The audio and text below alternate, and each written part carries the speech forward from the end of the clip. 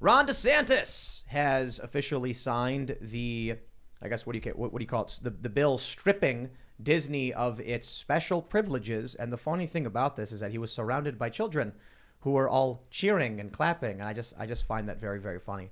So we'll talk about that. We'll talk about the conflict. I think the craziest story today actually was that Marjorie Taylor Greene was testifying in an administrative trial to determine whether or not she should be disqualified from re-election, which just says to me, this is a sign of the collapse of the republic.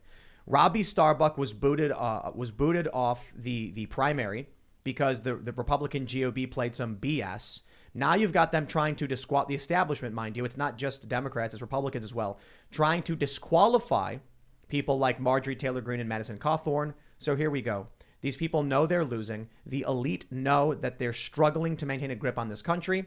Populism is rising up, be it left or right. And now they're resorting to dirty tricks to get their way. It just sounds to me like everything is falling apart. So we'll talk about that. And we have this viral story going around about Mike Pence and January 6th. It's the weirdest thing. It's like the left is accusing Mike Pence of being in on a coup because he refused to get into a car. So I don't know why the story is for some reason getting prominence now, because the story is actually very old, but we'll talk about it either way. And then some guy tried lighting himself on fire in front of the Supreme Court. We'll talk about that too. Joining us on this wonderful and beautiful Friday is Tina McGinniss and her progeny, Richard. Who wants to introduce themselves first? Mom's first, obviously. I am Richard's mom. Can you pull your mic up a little bit? Yep. I am Richie McGinniss's mom. So what do you do? I am a mom. Very important role. All right. A working mother, though, which is Oh, important. all mothers are working. that's Let's a not good get point. into that. Mm-hmm. This is one of my major pet peeves about that expression, working mother. All mothers work. Yeah, but my mom worked harder than other That's mothers. not it. Well, with 3 boys, you do work pretty hard. That's Wow. for sure. So who is this Richard sitting over here? Richie McGinniss. She named me Richard, but I went with Richie because my uncle's Richard. And I'm running for mayor of Chicken City. That's right. Well, actually, sheriff. Well, sheriff, and then it's a hostile takeover. From Okay. Yeah, don't you just walk in and Once I get seize the it? firearms. Isn't that Yeah, the way it once works I get there? a hold of the arms. So this is it. Our guest tonight's quite literally some guy who wants to be in my chicken coop and his mom. Exactly. Yeah. Yep. We're gonna have a great talk about chickens and elections. Be good, yeah. I like that you talked about work, because work scientifically is like an expression of energy. You can measure it in joules. And so like right now we're working. If you're thinking, you're producing work. Right. So this is just another kind of work. Whether it's a job or not that you get paid for is kind of irrelevant at that point. Correct. I rolled a 30, you guys. Oh, Happy Friday. Not bad, Thank you, yeah. Ian. Let's get rocking. And that's Ian. And Richie, of course, is a journalist. He's been on the ground for all of these major moments of unrest, risking his life in some instances to save lives. Mm-hmm. So Richie's got tremendous experience dealing with conflict, crisis, and the political Much arena. to the anger of my mom. Yeah. Ending up in. Well, that's stupid why we thought situations. it was important to have your mom on, so we can all collectively scold you for this dangerous line of work. Yes. It's a good thing I retiring. didn't know about much of it Yeah. until it had already happened. But And her birthday is the insurrection. Oh, that's right. January That's 6th. right. Happy birthday, Mom. Congratulations. I think something happened. no, he changed the lyrics to the song. It's Yeah. now Happy Insurrection. Oh, Day to man. you. Oh, gosh. Terrible. What a good son. Yeah, I for her love it. big 70th birthday this year. Aw, that's Nice sweet. one. I am also here in the corner. I really enjoyed talking to Tina before the show, and I'm delighted to get more into it. It reminded me a little bit of talking to Ricardo Lamas's dad, where we get into some of the history and get some of the background that we really lack kind of as millennials. So I'm excited for tonight. It's going to be good. People are pointing out that there's a blue tint on my camera. There is. I am sorry. It's on purpose. Oh, You yeah. know, I thought I needed a little blue, a little red, you know. So, yeah. If you haven't already, before we get started, head over to timcast.com, become members, because as members, you keep our journalists employed. We're actually looking at hiring 2 more journalists to our news team, so I'm really, really excited about that. And your membership is what gives these people jobs. So they work for you. Oh. And that means that whenever you see them, you can yell and be like, hey, I pay your salary, you know, like you do with cops. No, I'm just kidding. But our journalists really do rely on memberships. The website does. And as a member, you get access to exclusive segments from the Timcast IRL podcast. We had Lauren Southern the other day. And for some reason, every time she comes, she likes touching the swords that are all over the place. And she held the meteorite sword. Terrifying. And then it was a really goofy episode. We talked about pizza places in the middle of the outback. But it was interesting and fun. So become a member, help support our work. But don't forget to like this video right now. Smash that like button. Subscribe to this channel. Share the show with all your friends. Tell them it's the best show ever. Let's read this first story and talk about weird whatever with Florida. The Daily Mail reports Florida's Governor Ron DeSantis is applauded by children as he officially strips Disney of its 55-year-old special tax and land privileges after Biden slammed ugly GOP for going after Mickey. I kind of feel like this country is pretty much falling apart. I will say it's funny that they bring in a bunch of kids. They have a photo of this. They had a photo. Here we go. Look at this. They have CRT is in a circle with a line through it. Is there a word for that? When they put Anti-CRT? when they put a circle with a line through it, crossing Sure. something out or whatever. But they brought a bunch of kids and they're all clapping and cheering. I think that's funny. I like what he's doing though. I like what Ron DeSantis is doing, and we can see that Disney continues to drop in its stock prices. So I'll just start off by saying this. There was a protest in Disneyland that I went to. Oh no, that was Disney World. That's the one in Florida. Disney World's in Florida? World, yeah. The other one's in Anaheim. Okay, so I California. was at Disneyland. There was a protest for Black Lives Matter. I don't think it was necessarily Black Lives Matter, but it was the same issues. And the police did everything in their power to protect Disney. And they were on horseback with bokken. You know what bokken are? A wooden sword? Yeah, wooden swords. And it was like the weirdest thing. But what people noticed was that they weren't protecting any of the homes. They were blocking off the roads to Disney. Mm-hmm. And these were guys who were like wearing full like camo decked out military gear, riding on the side of SUVs with long guns. Is just the craziest thing. Isn't it weird though how the Democrats are now like on the side of the big corporate entity Disney? So yes, it is. Are they, or are they just against DeSantis? I can't get a read on this. No, they're an amorphous blob. There's no they're not for or against anything. They just hate you, right? So it's like, Well, geez, guys, take it easy. well, no, but they do. I mean, if there's something that I don't know, civil libertarians and conservatives are interested in, they're just going to be like, well, we hate that. And so if that means they're going to side with tax cuts for massive multinational corporations, apparently that's what's happening. But this is why I think it's great to have you here, Tina, because I'm curious. With everything we've been seeing over the past several years, with the rioting, with the political partisanship, with now children clapping and cheering for this stuff, with critical race theory in schools, I'm wondering if you have ever seen it this bad. No, I mean, I haven't. We were talking earlier about my sort of coming of age, which was I was in college in 1969 as a freshman in Washington at Georgetown, and it was, the height of the Vietnam War. It was civil rights, it was women's rights, and I don't know if I was more naive, but I was certainly way more clear about my world than I am now, and I'm 70. Shouldn't I be more clear about my world now with age and theoretically wisdom? I don't know what that means. But You mean by clear, like you don't know what's going on? I don't know how to think about a lot of things anymore, because I'm very mistrustful of pretty much everything I hear. And we were talking earlier about newscasters in my day. And, it was Walter Cronkite and Chet Huntley and David Brinkley and Edward R. Murrow, and you respected those men, and you didn't really know much about them except the pitch of their voice when you knew when something was serious. If I'm sure you've all seen the clip of Walter Cronkite taking his glasses off when he announced JFK had been assassinated. It was it's almost like things were serious then, and everything's made to be serious now. Yeah. I don't know if that's the right way to put it, but Yeah. I don't know if things are better or worse. We were talking, Lydia and I, earlier about my mother saying, the world has always been bad. Yeah. So I wonder though, like how do you know you can trust those men like Walter Cronkite? then, Yeah. They smoke cigarettes. well, you didn't. Yeah, exactly. So did my father. That proves so, it. Yeah.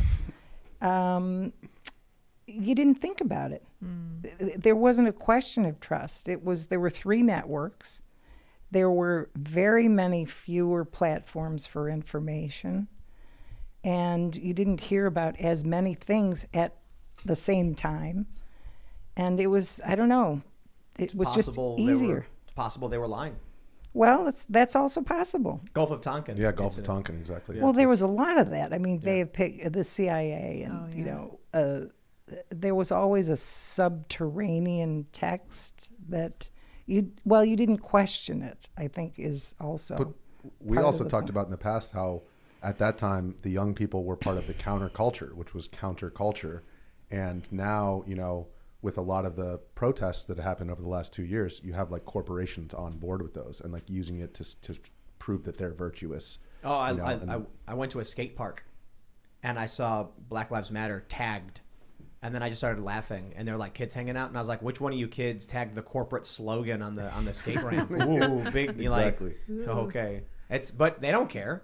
They're gonna look at me and they're gonna be like, "You're an old man, you don't get it." And I'll be like, "Yeah, when I was your age, we rebelled against authority. We tried to find our own way. But you guys are just stooges." They're just like, "Well, Walmart told me to write it, so I did." It's like, all right, good for you, I guess. What strikes me is the Watergate scandal. When that popped, I mean, that was like the end of his campaign at the time, I believe, and correct me if I'm wrong, but I mean, he resigned, or that was the end of his presidency. He resigned. Yeah, before. Because he was spying on the Democrats during the campaign, and then then they found out. When Hillary's emails popped and they find she was spying on Bernie's campaign. Is that right? She was spying. They were spying on Trump. On Trump's campaign. Yeah. Where's the outrage? Where's the Watergate? They sandbagged Bernie's campaign. Yeah, they were planning on talking about him being Jewish and using it against him and stuff in the emails. Like, how is this not causing a Watergate level landslide of reprisal? Because there's a military-industrial complex, and now the spy network. It's like they've been trying to build this technocracy since 1913. The Rockefeller, the military-industrial, basically the Federal Reserve was the beginning of it with, what's his name, Woodrow Wilson. And now they have the technology in place to actually spy with the Patriot Act and things like that. And so they're like, they don't even care anymore. They're just trying to take control of everything. It's so gross. Have you been following the critical race theory stuff in the news? As much as it has sustained my interest. Which is none. None? Well, I shouldn't put it that way. No comment. Because I don't know if you wanted to talk about the comparison between feminism then and feminism today. Well, I wouldn't. Feminism and critical race theory.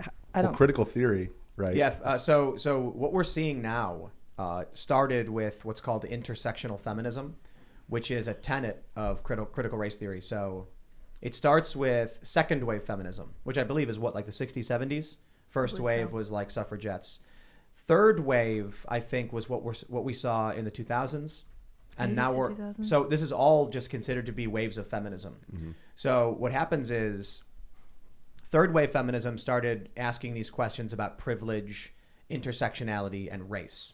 And so what started very much with, if you're a woman, a biological female, then you have certain rights and things you're not granted access to. So those rights are are fought for, and it's like workplace pay parity, things like that. And then you get into the late 2000s, early 2010s, and feminism all of a sudden starts adopting what's called intersectionality, which is... What is it? I don't know what that is. What is intersectionality? Intersectionality is that Sorry. A woman faces a certain kind of discrimination. So do what everybody does. And so intersectionality says the discrimination faced by a woman is different than the discrimination faced by a black woman. Why? Because at the intersection of race and feminism, there is something unique that is experienced only by black women. So specifically, there is the trope of the angry black woman. Mm-hmm. So when someone is being sexist towards a black woman, there's an element of race comprised within it. Okay. From there, which is so intersectionality is a component of critical race theory. Okay, it's way too. I look at it a lot more simply. I think, if you want to talk about women, certain women have it harder than other women, and I think probably black women do generally, across the board. Women who are poor, women who are raising children by themselves. Yeah. women, some people have it easier. Some women have it easier than other women. I can't relate to, I don't get it. The intersectionality whole, I don't know, it's a way of talking about it in a complicated way. It's a way of making sense of the world. And, it's like a way of basically identifying the reasons for why people face struggles and why, certain people have to overcome more. But at the same time, like, just those exterior immutable traits really don't have anything to do with people's individual situations in terms of like what they might be born into that's beyond that. It's just, it puts you in a box effectively. The result is that these schools are now telling white kids that they're inherently bad. Right. And, and they're saying white is bad and whiteness is evil. And so now you have kids who are coming home and telling their parents are revolting, and now you're getting Republicans winning in a bunch of different states. So it seems like, you see Bill Maher wake up to this kind of stuff. He starts talking about how the Democrats are basically destroying themselves by isolating and fracturing their voting blocks. Well, isn't this also, it's kind of an extension of erasing culture in a way? I mean, it's all sort of the same. It's trying to make a new reality out of something that was not a pleasant reality. Is that reinterpreting our past? Yeah, like, this is a really simple way to put it. I don't watch the news a lot anymore, and I watch TMC or TCM. It's the movie channel, and it's really well done. It's all the old movies. It's the movies I grew up with that my mother, knew all the words to all the songs to. And they have adapted this position of, there's this whole conversation about, say, Gone with the Wind as an example, and just erasing it because it represented a bad thing about, whites and slavery. But there's no point in erasing any of it. Let's face what it was and move on. And isn't it a similar kind of conversation? Well, now, California just tried repealing their civil rights provision from their constitution. The Democrats in California wanted to repeal the anti-discrimination provision, which prevented discrimination on the basis of race. And their argument was, we need to discriminate on the basis of race to help minorities. And so, my response there is like to go back in time to, the pre-1960s as some like, you think it was better when that's how the laws were structured, but that's what they're doing. That's the Democrats that are doing that. It's not the Republicans. And then it's a question of how far you go back in time, because, if you go back on a long enough timeline, like, for example, the Irish were being enslaved by the hundreds of thousands per year in Baghdad in the 800s.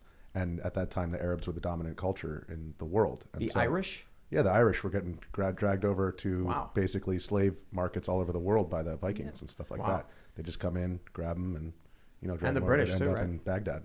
And the Slavs, which is where slave comes from. And the Italians. Man, people were the really Vikings just were all over. You have Italian privilege, all right. The Vikings would go down the Rhine. They sacked Paris. They were everywhere. They were in the Mediterranean. That was nuts. Now look at Norway. Then they built castles. And Sweden. And they couldn't penetrate the castles. That's crazy, though, right? Because when you look at the Nordic countries, they're very effeminate. Anymore, yeah. So a lot of people are wondering, like, wow, this they used to be particularly barbaric, seriously going around stealing people. And now they're all very much like equality and, fair wages. It's like, all right, well. And that's the other problem with applying like immutable, characteristics to cultures and stuff like that. Like, oh, because you're born like this, then because you're like this, you're going to face this challenge, because you. Yeah, actually, I think if you look at the Nordic countries, it's a really good example for why we should not blame a group of people for the sins of their past. Yeah. To say, like, right now, that's the big thing with critical race theory is that white people are evil, settler colonialism is wrong, and English is an oppressive language. And it's like, I don't know if the Vikings can figure things out and become, I don't know what, equitable and peaceful or whatever. Why are you going to blame them for what other people did, right? It's true. And I mean, that's really the question is like, what is, America's a very like young country. And I think that a lot of times our collective understanding of culture and history is very much shorter than like in Europe, for example. Like if you, next to your school, you have a cathedral from the 1200s. You have a tendency to like think of things on a longer timeline. And so, yeah, we have this very kind of like, it's our understanding of like the history of progressivism is like 3 generations long. And, you know, it's like, I think that neglects to realize if you think back a little bit further, then you realize more progress than you think has been made. Yeah, you're making me think about second wave feminism, which is the one from the 60s. The first wave feminism was the end of the 1800s. It was like the right Suffrage. to, what is it? Suffrage, yeah, suffrage. So what is your definition of feminism as you knew it growing up? Well, I guess I fall into the second wave. I never really got it straight, but it's just being a woman and being proud of being a woman and not having to defend yourself because you are. Whether or not you decide to have children, you have 5 children, you work, you don't work. I think that we've kind of been led astray. The women after me, I think, had got kind of mixed up with it, because what my generation was trying to do, I think, was say, whatever it is, oops. Yeah, you need to keep it a little closer. Oh, sorry. You can move it around whenever you move. I don't know. It just boils down to having the courage to be who you are. I mean, basically, if you're a woman, it's more complicated because you have a womb. Well, hold on. What? What is a woman? What is a woman? This is actually a question debated in politics today, and our Supreme Court nominee. Did you just say that women have wombs? No, hold on. Because- Ketanji Brown Jackson. Give it away, Richie. Ketanji Brown Jackson, Yes. who was just nominated to the Supreme Court and confirmed, said she could not answer the question of what is a woman. Because she's not a biologist. So my question to you is, second wave feminist, Well, what I is a mean, woman? this is all way beyond me. I grew up as a woman because I have a womb and I have an ability to bear children. This is as far as I'm going to go with it right now. And I made a choice. I always wanted to have children. I don't know if that was cultural or if it was hormonal or whatever, but it was very important to me. And I never felt as though that was challenged in terms of, I was lucky. You know, I never felt like I had to fight for that. And at the same time, I wanted to be out there in the world and work. And it made economic sense. And it just made sense in terms of whatever my ambitions were. And I was very fortunate because I had the resources to work and have my children. And it's mostly because I had very understanding employers who happened to be mostly men, who were liberated, you know, who allowed me to have my children, keep my job, and carry on. And I don't know what happened. I think women started wanting, this is not a gender conversation for me. It's more about, and you got me all mixed up. It's an identity conversation. Welcome to our world. Yeah. Dude. This is No, every I day just, for me.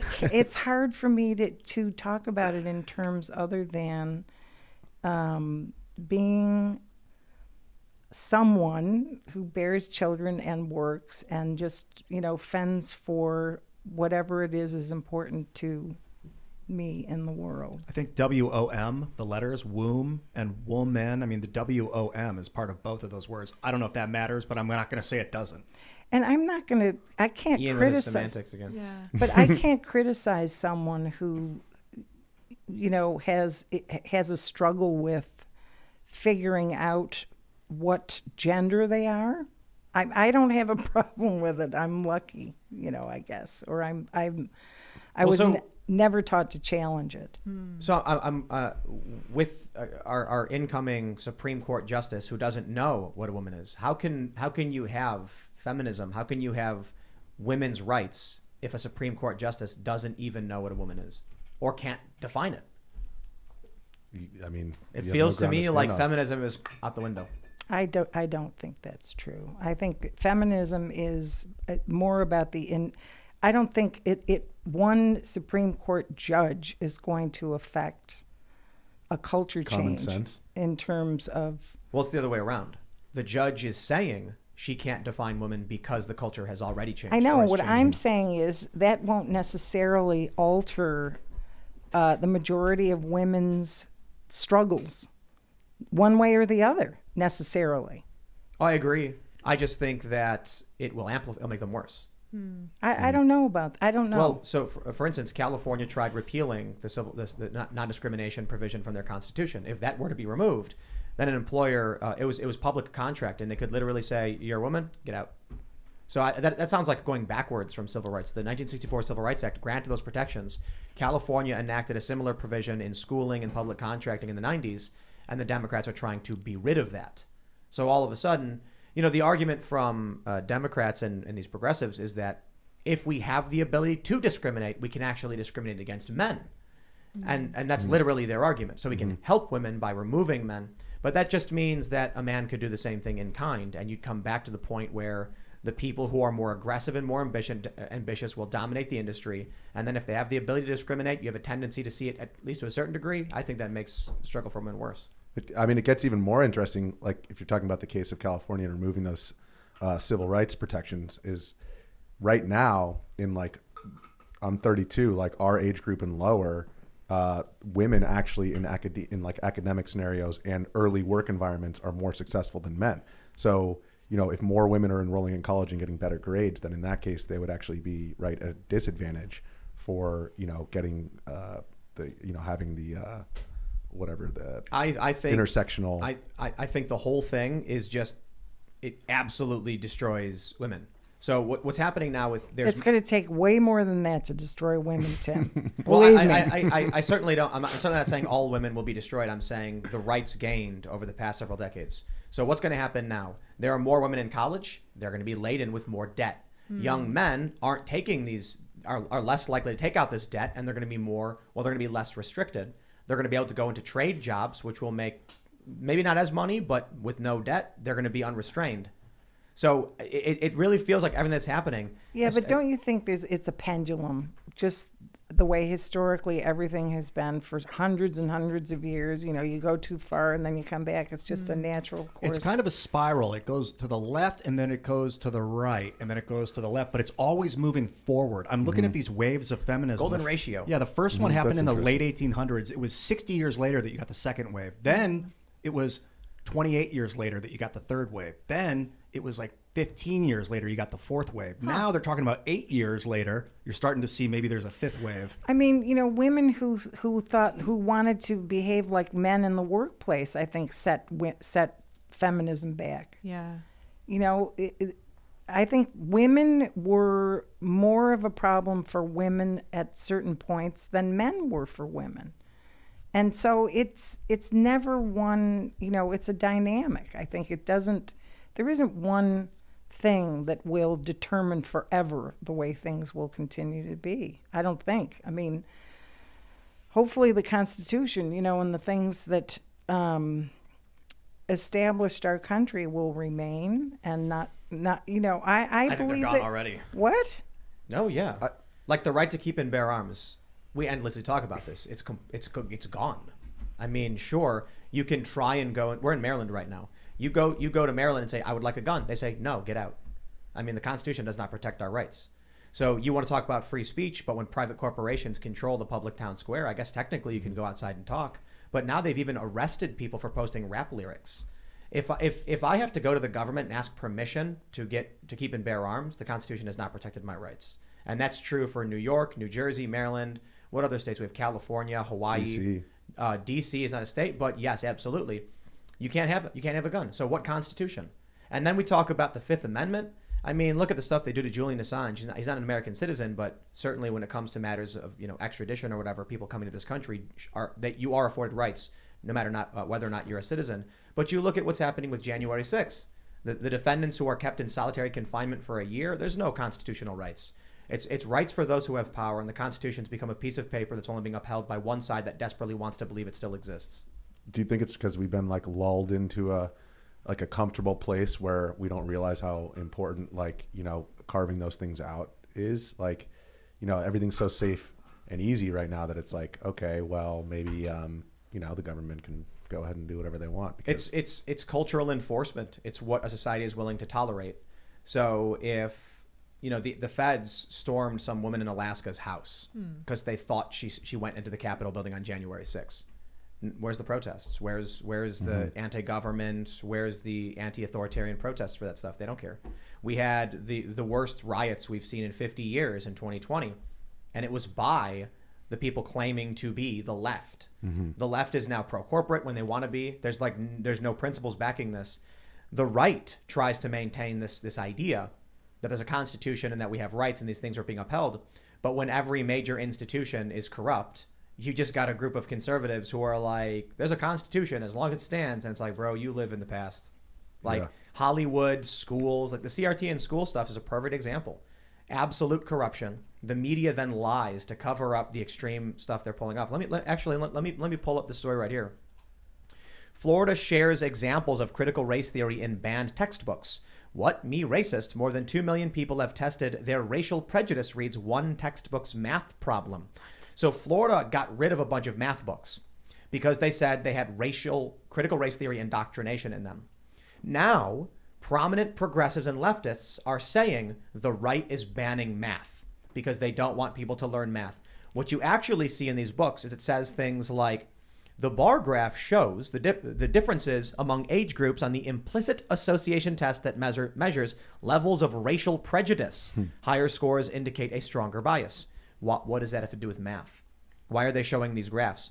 Adding and subtracting polynomials. What? Me racist? More than 2 million people have tested their racial prejudice online using a version of the implicit association test. Many groups' average scores fall between slight and moderate bias. That's in a math book. When they remove those books from school, Democrats, corporate press, and progressive activists make up insane lies. Yeah, but everybody, I mean, it's all propaganda. You have propaganda on both sides. And I mean, this is a math book, though. This is like a grade school math book.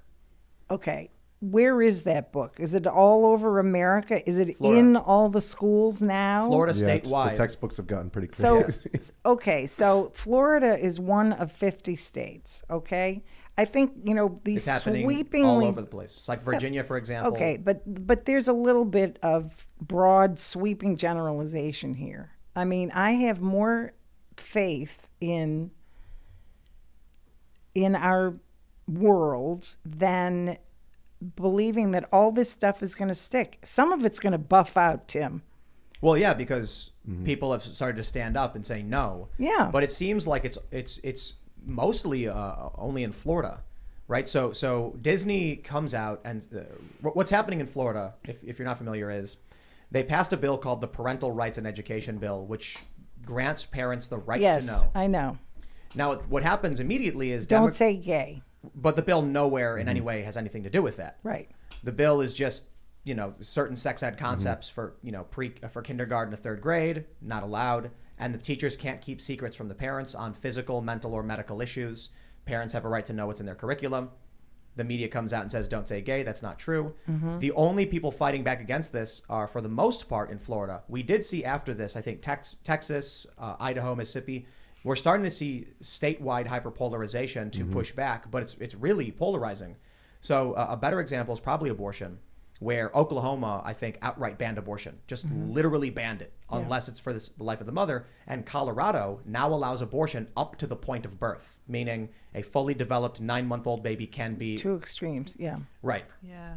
And so this is what's happening in this country. So it's not that it's buffing out, it's that the lines that there's two distinct cultures that have emerged. And I they know, hate but each other. that for right now, and this is what happens historically, and everything moves. It doesn't stay in the same place. And having conversations and arguments and providing a forum for debate is what we have to keep going. So the left, as I guess it would be colloquially described, won't come on a show like this. Well, that's why I came on the show. Who is the left? Who is it?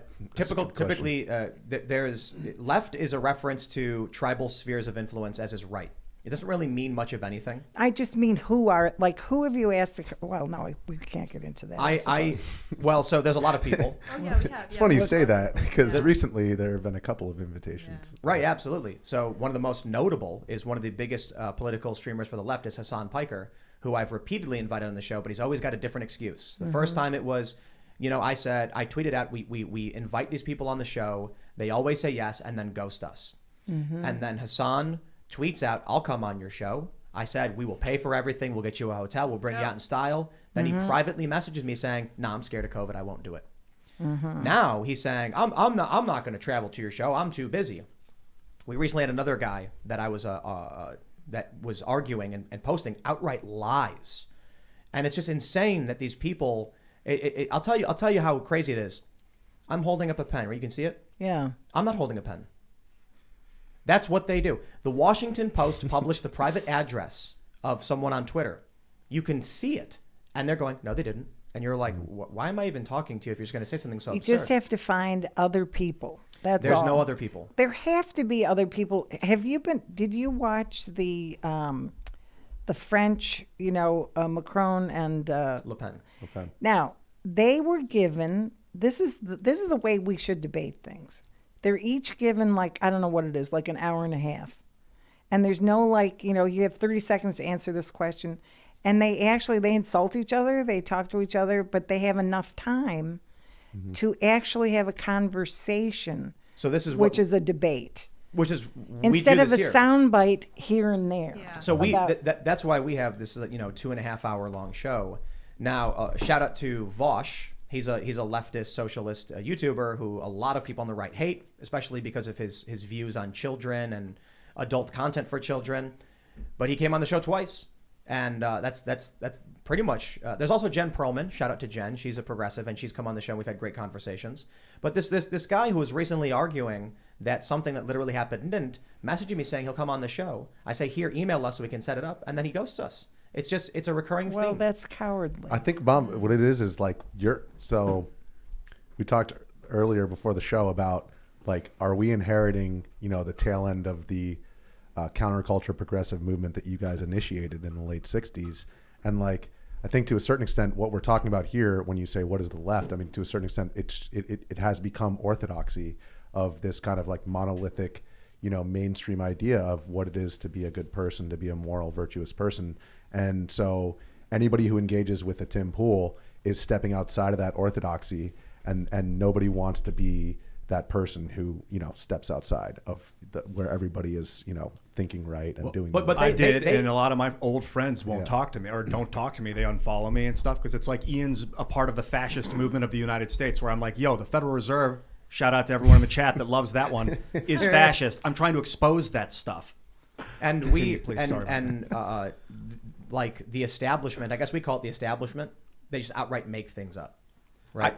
I think that left and right is a communist. I mean, it goes back to the French Revolution, where people sat on the left, they were the revolutionaries. People sat on the right, they were the loyalists. And so it really literally comes from, they called themselves the left and the right of the aisle. Mao talked a lot about the rightists, and he persecuted the rightists in the Cultural Revolution of China. And so I think that somehow they've wormed that into our modern discourse to get us to divide each other. I look at, we just had The Masked Singer. Do you guys see this? Rudy Giuliani turned out to have been the Masked Singer. Wow. And who was the guy's name? Yeah, there's that show, The Masked Singer. There's a show called Masked Singer where someone wears a costume and sings. Okay. And then they have to guess who it was. Weird show. Turns out the mask comes Never off. heard of it. Rudy Giuliani. He's got a beautiful voice, turns out. Well, so I think it was Ken Jeong. Was that his name? Oh, yeah. He walks off stage. I thought about that because people have said that Twitter isn't real life for a long time, that social media isn't real life. And I think the real issue is that Twitter has always been real life, but for a younger generation. What I see happening now is when you look at cable TV, CNN, MSNBC, and Fox News, their viewers are overwhelmingly over 56 years old. Mm-hmm.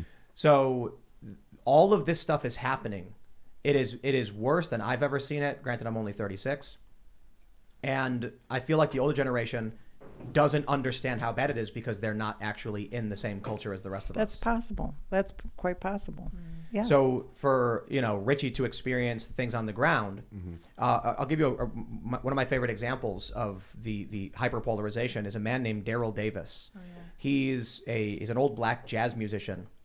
He thought to himself one day, how could someone hate me if they never met me? So he went to a Klan rally, met some old Klansmen, started talking to them, and he said, sure enough, they were racist. But after a few weeks to a few months, these guys started taking off their robes and saying I was completely wrong. They were like, the things they say about black people does not represent my good friend Daryl. He told one story about how he met this Klansman who was high ranking, and he had this dream to see this famous rock and roll car in a museum or something like that. And Daryl's like, oh, I can get you in there. And he was like, get out of here. And then here he is, this racist guy, having his dream come true, granted to him by a black man. And these people were like, all of a sudden, like, this racist stuff is wrong. So this Daryl Davis, we booked him. He's incredible. I'm a huge fan. How old is he? I'll find out. I'm not sure. He's going to be here actually. Yeah, he'll be here soon. And we booked him for an event to headline because the event was about essentially civil libertarianism. It was called Ending Violence, Racism, and Authoritarianism. We wanted people to be like, we want to get rid of this stuff.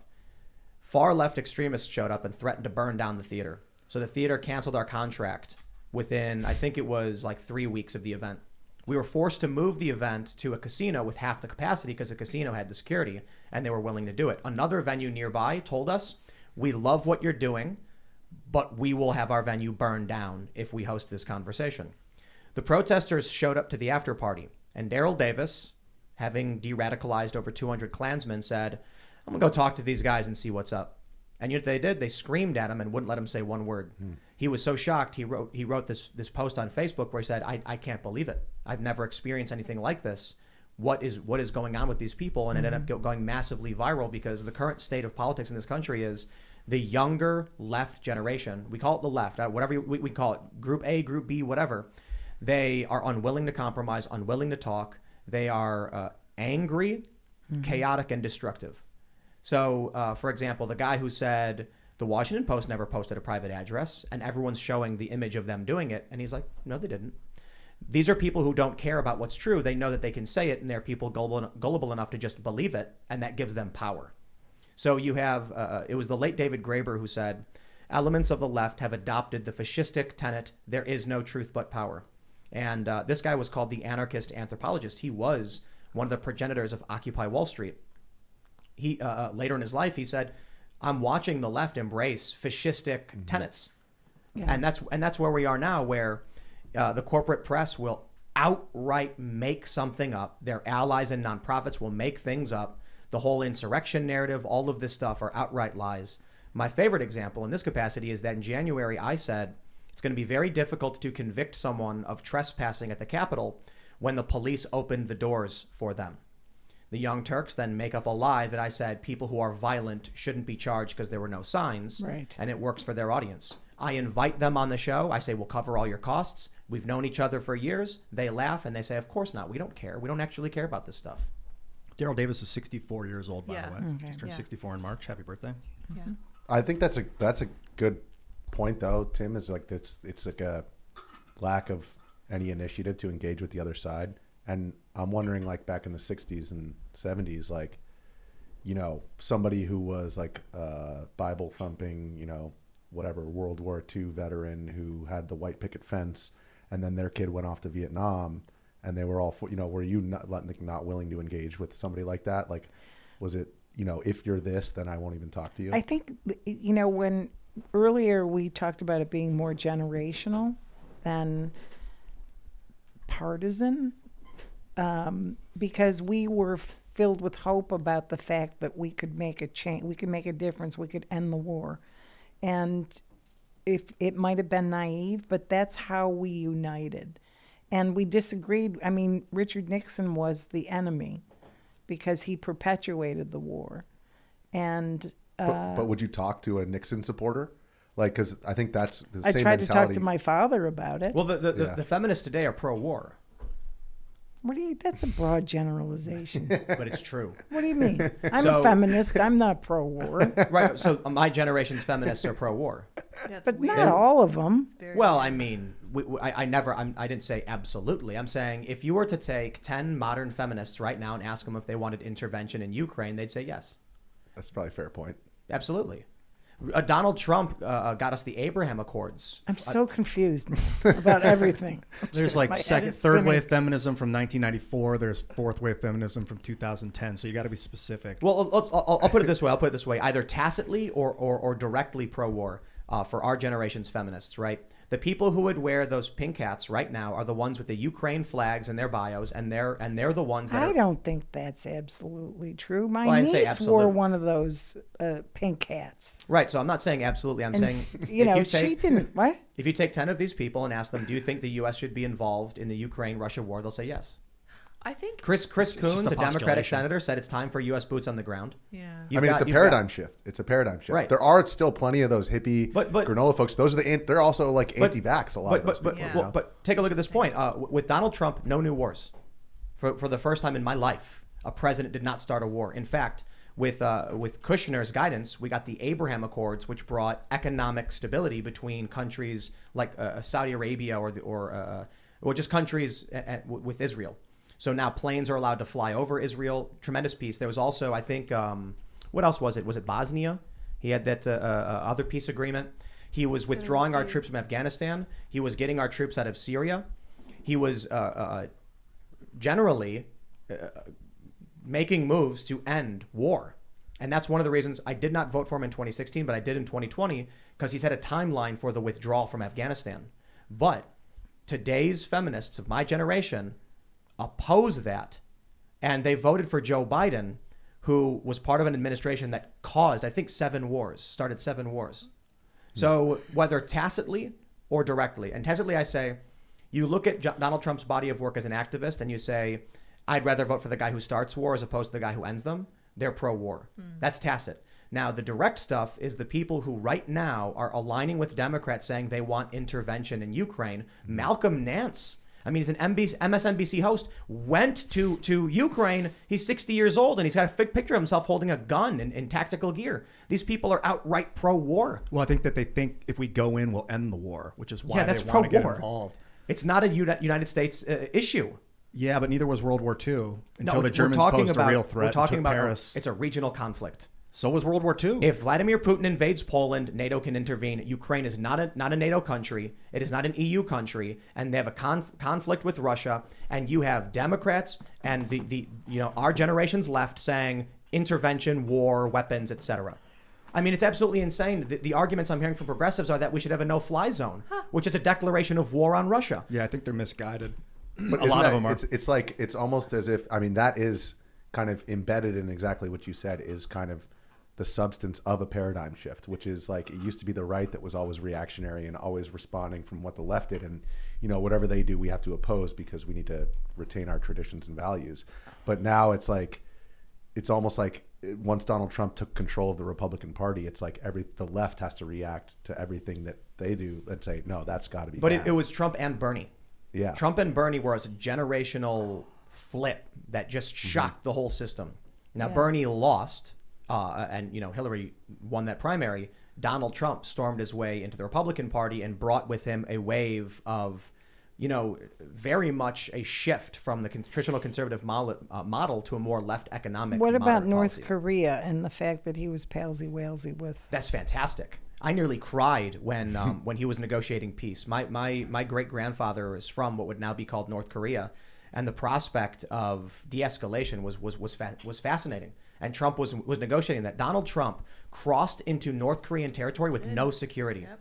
That was one of the most profound Plus, like anti-war moments of my life. we've been palsy-walsy with the Saudi Arabians for generations, No, I and nobody's know. called that into question because it's not one of the. But just think about this: Donald Trump crossed into North Korea with no security and walked peacefully up with Kim Jong-un, and my jaw hit the floor. I was like, they could have snatched him up. They could have grabbed him and said, now you give us what we want. They shook his hand. He walked back. They smiled and waved, and he left. And I said, that is leadership. Donald Trump risked his life. Now, I get it. The threat is backed by we have nuclear bombs, but we're not going to mutually assured destruction, they always say. No, Donald Trump, I couldn't believe he did that. The guy they claim is the most selfish and insane guy in the world just risked his life. For what point? I was just like, it would be a profound moment for me to hear that the Korean Peninsula had been reunited And Donald Trump made tremendous steps in that direction. I don't think it was perfect. I think Kim Jong-un is a bad guy. I think they took advantage of Trump in many ways, but that was incredible. I'm looking at just as clarification. It looks like Bosnia wasn't involved in the peace deal, but it was Serbia and Kosovo. Sorry, Serbia, right. Kosovo Yeah, deal. yeah. Yep. Yeah, Man, these peace deals. Yeah, I do have a lot of issues with Trump. He definitely wasn't perfect, but it's nice to see somebody that's not part of the war machine. But look at the people who came out and were like, oh, the Obama administration, the ones who signed the indefinite detention provisions in the National Defense Authorization Act, Barack Obama, who authorized extrajudicial assassinations of American citizens, and they were like, I would rather have that guy, his vice president, than Donald Trump, who signed peace agreements and worked towards ending conflict internationally, no new wars. And they voted for Joe Biden. The left is profoundly pro-war. But when do you think that happened? Was it like, so you just mentioned Bosnia, like, during the Bosnia War, the American public, right, they were pretty for intervention, right? Mm-hmm. Like, that was Clinton. Is that when it flipped, when the left wing started to become pro-war? Like, because you were anti-war, you were progressive in the 60s. How did that change? You know, why is 2008. You think it was 2008? George W. Bush. I remember marching in protests over the war in Iraq. And I was a teenager, so I knew very little for the most part about what was going on other than why are we invading this war over weapons of mass destruction and all that stuff. And we were told it wasn't true. People were marching with signs saying George W. Bush was Hitler and all that. And I was mostly just kind of like, yeah, punk rock. Ooh, screw the system. George W. Bush is bad. And boy, was it a cold splash of water when we did it. Barack Obama got elected. And then I said, all right, well, the first thing Obama did, one of the first orders he signed was bombing a village full of women and children. Yeah. And I said, guys, hey, let's keep this protest going. They went, no, we're good. And they all disappeared. All these anti-war protesters were gone. I think what happened was, this is the emergence of overt tribalism. Around the same time, Facebook and Twitter and these other social networks started emerging, and people developed tribal identities, which is, I support Barack Obama. That's who I am. I don't care what he does. And for me, I was kind of like, I think killing children is bad. Huh. So what are you referring to? I'm not sure I remember. Barack Obama? Yeah. Barack Obama authorized a drone strike on a civilian restaurant in Yemen, killing a 16-year-old American citizen named Abdul Rahman al-Awlaki. And the response from the White House when asked about it was, oops, we were trying to kill a different terrorist by bombing a civilian restaurant. Just so turns out, though, Anwar al-Awlaki, his dad, was an American citizen who was also killed in an extrajudicial assassination signed off by Obama. And to me, it sounded like Obama was sending a signal, we will kill your children. That's just my opinion. All that matters is I won't speculate. In the absence of evidence, the solution which makes the least amount of assumptions tends to be correct. Barack Obama authorized the assassination of an American citizen by bombing a civilian cafe. And people voted for him again. I didn't. And people voted for his VP over Donald Trump. I voted for him twice. So here you have a guy who is quite literally killing not only children in these countries under the Obama administration. In order to get around the fact that it was being reported they were executing civilians by drone, they said, if the male is over 18, we don't care what they're doing. Carrying water, harvesting crops, raising goats, they're enemy combatants because they're military age. When our good friend Luke Rudkowski confronted the administration on the execution of the American citizen, I can't remember the guy's name, was it Charlie Gibbs? He said he should have had a better father. That was their attitude. And so I sit here, I watch all of this stuff, and then I say, I have always maintained that I think this is disgusting. Since the George W. Bush era, I have learned my lesson with voting for people like Obama. When Donald Trump came around with Hillary Clinton, I laughed. You think I'm voting for Trump? Nice try. Hillary Clinton? She's a warmonger to beat out all warmongers. She didn't get my vote either. And then in Donald Trump's presidency, we saw a return of American manufacturing. We saw a $3 billion investment in Michigan. We saw a challenging of the racist policies coming out of critical race theory. And we saw no new wars. We saw historic peace agreements and attempts at other historic peace agreements. And I said, I got to vote for this guy. He needs another term. And now what we have is the people who are supposed to be anti-war are the ones who are going around smashing windows and starting fires, cheering on intervention and bombing in Ukraine, calling for no-fly zones. It's just... There was never, in my life, I think I was taken for a ride early on when these people claimed they were anti-war, but the whole time they were just, I want power and I will say whatever I have to say to get it. Obama did run on a platform of, non-intervention and pulling out of Middle Eastern conflicts, and ultimately it was quite the contrary. Was it seven? I think it was 7 new wars, but You know. Are you counting Libya, the no-fly zone? Yeah, Syria, Libya. Counting Well, I Syria- mean, come on, Syria. Hillary Clinton. We came, we saw, he died. Yep. So I'm yeah, still stuck on the feminists being warmongers. I still haven't grokked that thought. With respect to Ukraine, I actually think that that's probably correct, which is the majority of progressives. Weird, yeah. If you Bette Midler, she posted a picture of like a 3-year-old Ukrainian girl waving a flag, and she's like, "We have to do it for her." It's like be brave or whatever. Just seeing the call, like I think it was Chris Coons. He said we need U.S. soldiers on the ground. These are Democrats. The Republicans, I think, would love the war. The problem is the younger civil libertarian types and conservatives do not want war, and that's why they really liked Trump. So the Republican Party is in a bind. They despise Trump. They despise the populists, but so long as there are the left likes to the Democrat aligned people like to call me right wing, and I'm like, I don't care what you call me. I will vote for a Republican in 2 seconds if they stand by ending foreign conflict, but more incursions, right? I understand that if they're a terrorist, right? We had 9/11. And Tulsi Gabbard, I believe, and Ron Paul were both, this is left and right, both of the opinion that we should go after only terrorists and not declare war on an entire nation and destabilize their government and nation build. Ron Paul said we should enact a letter of marque and reprisal to target those groups, which is sending private groups to engage in low-tier, non-nation-wide conflict.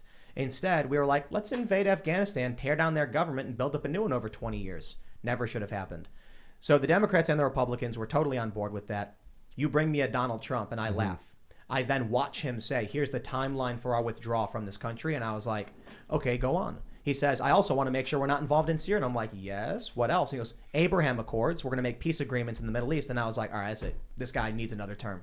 Instead, the left, the progressives, they made videos saying Trump is an existential threat to America and we have to vote. Well, he is if you're a warmongering, international elite bankster supporting warmonger, whatever. That's what we get.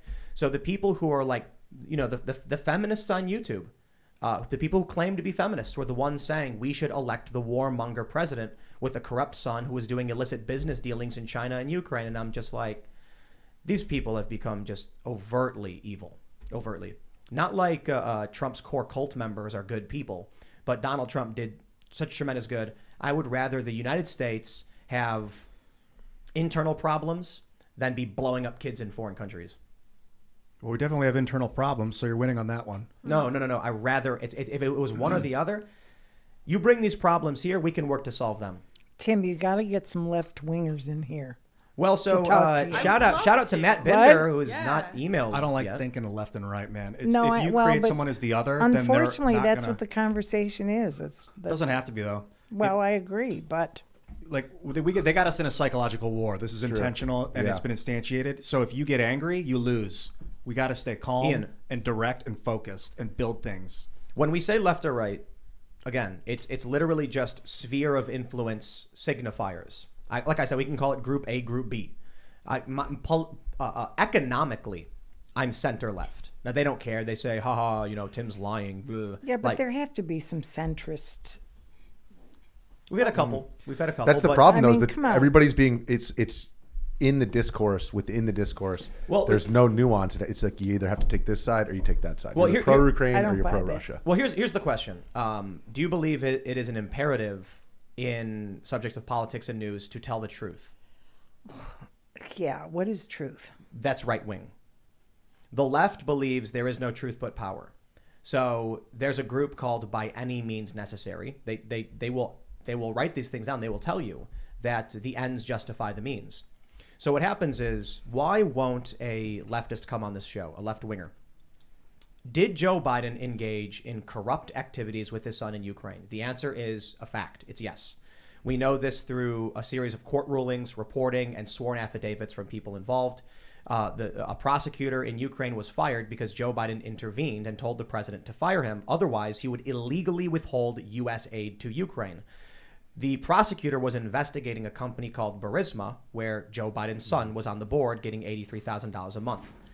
These are facts. Now, when I say that, they say, you're conservative. And I'm like, I didn't say anything about abortion or taxes, and that doesn't matter.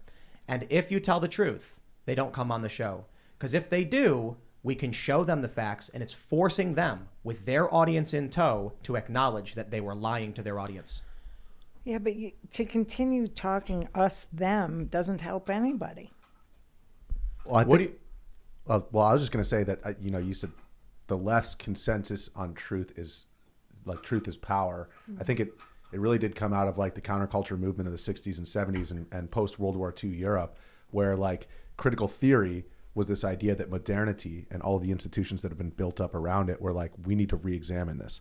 All of the great works that propelled Western civilization forward, all of these ideas about science, we need to question all of it. And so critical theory is like, the waves of feminism that we're talking about are successive waves of critiquing. And at a certain point, the critique becomes the mainstream. So that's where we're at now. I suppose my question is, why do you think it is you didn't know that Barack Obama ordered a drone strike on a civilian restaurant, killing an American child? I don't know, and I'm still listening with half an ear. I don't know. I think someone mentioned in the chat, and I saw it, that the issue is people aren't in the news. For whatever reason, they're either not getting the information or they're choosing to avoid the information. I certainly think CNN is just lying all the time, and we constantly have to debunk a lot of their lies. I would say a good portion of CNN is actually good reporting. What about Fox? Do you think Fox tells the truth all the time? I think Fox if you're talking about truth? Absolutely. Yeah, Fox's news reporting, just like CNN's, tends to be actually really good. Brett Baer and Bill Hemmer do a really great job. Tucker Carlson does a good job. Sean Hannity and Laura Ingraham are just particularly biased. Yeah. I'm not a big fan. And Tucker's had his goofy segments where he's like, M&Ms aren't sexy or whatever. Rachel Maddow, however, for years, just egged on insane conspiracy theories about Russia that were just so over the top and without basis.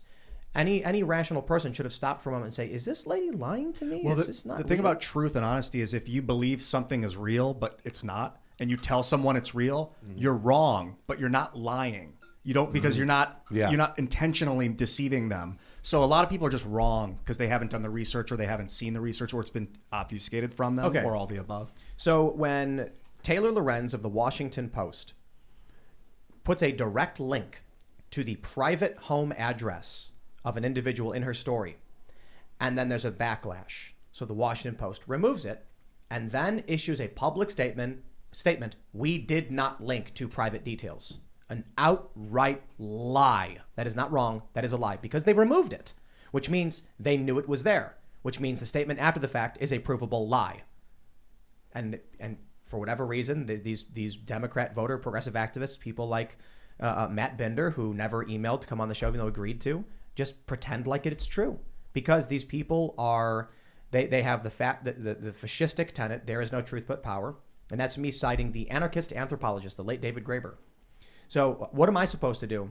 I don't know. That's what I'm trying to figure out. You've always followed like the traditional news sources, and we always have conversations where it's like, wait, what are you talking about? Like, what is this thing that's going on that's apparently a problem that I haven't heard about? And it's because, kind of all of those corporate institutions that tell people what's going on in the world, it behooves them not to pay attention to those things that are upsetting to the status quo. Well, the rules of the game have changed. I mean, there aren't any rules anymore, it seems. Right. And it seems like the only people following the rules are what is colloquially known as the right. But Richie, what did the New York Times say about you? They called me a rioter. That's right. Yes, and they knew it wasn't true, right? That he punched the door. door. There's a longer story there, which I'll explain in as I'm writing it down. But basically what happened was that they took a photograph of me. I have a certain appearance. They assumed. I look a little bit like a knuckle-dragging Neanderthal. Who would, be like one of those, Trump-supporting monkeys. And so then they saw the photo of me after being pepper sprayed, and they, took that surface level assumption. But really, if they had have looked, even for 10 minutes, they would have realized that they relied on my reporting in Kenosha. So really what it was there is, he's a rioter, he's a Trump supporter. We don't even need to do our due diligence because he's, he just doesn't deserve that. And the photograph was taken in front of that, that famous photo with the door punched that was shattered. And they said who punched the door. Yeah. So if they said it was lie, I mean, though, can you imagine? My mom was so pissed. She was like, yeah. "Who is? Give me that guy's. I wrote- Who is the photographer? No, I Give me wrote his a email. letter. I'm gonna I give wrote a him." letter that. I wrote a letter that night, and a good friend of mine talked me out of it because it wouldn't have done Richie any good. So there's something called the Gell-Mann amnesia effect. This refers to when you encounter a news story that you know to be false, Yeah. but then assume the news in other areas is telling the truth. So you know what they said about your own son. Right. Now imagine what every story is like. Why Yeah. assume any of the other stories are true? Well, again, I would prefer not to use these sweeping generalizations, Tim, but I'm listening. Yeah. I just would like to figure out a way that there can be a more productive conversation. I mean, I don't know that, when I was marching in Washington, going to Arlington Cemetery we carried coffins and, it was a very dramatic effort. I'm not sure how many people we alienated and how many people we sort of corralled, but there just doesn't seem to be any meeting of the ways anymore. Well, the right certainly is trying. Again, colloquially, whatever you want to call it, we've certainly reached out to tons of people, and you have this meme, Ben Shapiro, or saying debate me, because Ben Shapiro has consistently tried to have sit-down conversations with people on the left. They won't do it. In fact, so it's true for him as well, you're saying. Oh, this is a known issue, right? When Ben Shapiro went on this show, he was sitting next to a trans woman, and when he gave his opinion, the trans woman grabbed him and threatened to put him in the hospital. Ben Shapiro still will invite people to come debate him, or he, to be fair, Ben told us, he's like, I don't ask for debates, I ask for conversations, and if we argue. They won't do it. When he tried showing up to DePaul in Chicago, the police told him if he took one more step, he would be arrested because it's a safety risk. These people have been burning down buildings to prevent conversations. They threatened to burn down the theater where we were hosting our event because they wanted to stop. And it worked. The theater said, sue me, I don't care. The damages I'd have to pay you are cheaper than me rebuilding my theater. So we had to move the event because there's a certain level of threat and pressure that normal people cannot tolerate. When Antifa is allowed to kill, these Black Lives Matter rioters at Antifa, their rioting resulted in the death of between 26 and 32 people. And Kamala Harris donated. She solicited donations on Twitter to bail these people out of jail. Joe Biden's staff members solicited donations, or actually gave donations to bail these people out. When you have the January 17th rioters, the January 20th rioters in 2017, Trump's inauguration, they torched a limo that belonged to an immigrant. They smashed a bunch of windows. And when the police arrested them, they all got off. In fact, not only did they get off, they sued DC and won millions of dollars. Mm-hmm. So now you have somebody who owns a venue, and they get a phone call and they say, we're Antifa, and you know what'll happen. They'll say anything you say because the right isn't going to do this. The police also won't stop Antifa. But if a bunch of right-wingers go to the Capitol, they'll get a year in solitary confinement. If you get 90 to 100 plus days of left-wing extremists firebombing a federal building in the Pacific Northwest, where a handful of these people get charged for sure, but only the ones who really push the boundaries. For the most part, it's like anybody who even walked in the building, befuddled, are getting called a violent terrorist extremist and having their jobs destroyed. A woman who didn't even go in had her home raided in Alaska. It's very obvious that when Bubba Wallace has 12 FBI agents or however many storm NASCAR over a garage pole rope, but you can't get the FBI to investigate, very serious crimes like, that we've seen with Antifa, then you have to wonder. I want to keep that one a little vague, but I've had my dealings where wondering, like, why isn't, with our security issues, where's law enforcement? Like, what was there's an active investigation, maybe something will happen, but we've had death threats. We've had people call in fake SWAT police raids to this building 8 times, and the bomb squad has shown up. It's remarkable. Don't you think the shoe's kind of on the other foot now, though? Back in the 60s and 70s, it was all of these left-wing progressive groups that were being infiltrated by the authoritarian government. It's not on the other foot. I mean, well, my point is that now it's the, that those groups aren't the ones that are representing the same existential threat. That those people were pro free speech, right? And they were anti-war. Which side is pro free speech and anti-war right now? Well, that's exactly. So those who are for free speech, the rights of the people, who are for pushing back against corrupt corporate power and war, that would be described as today the right.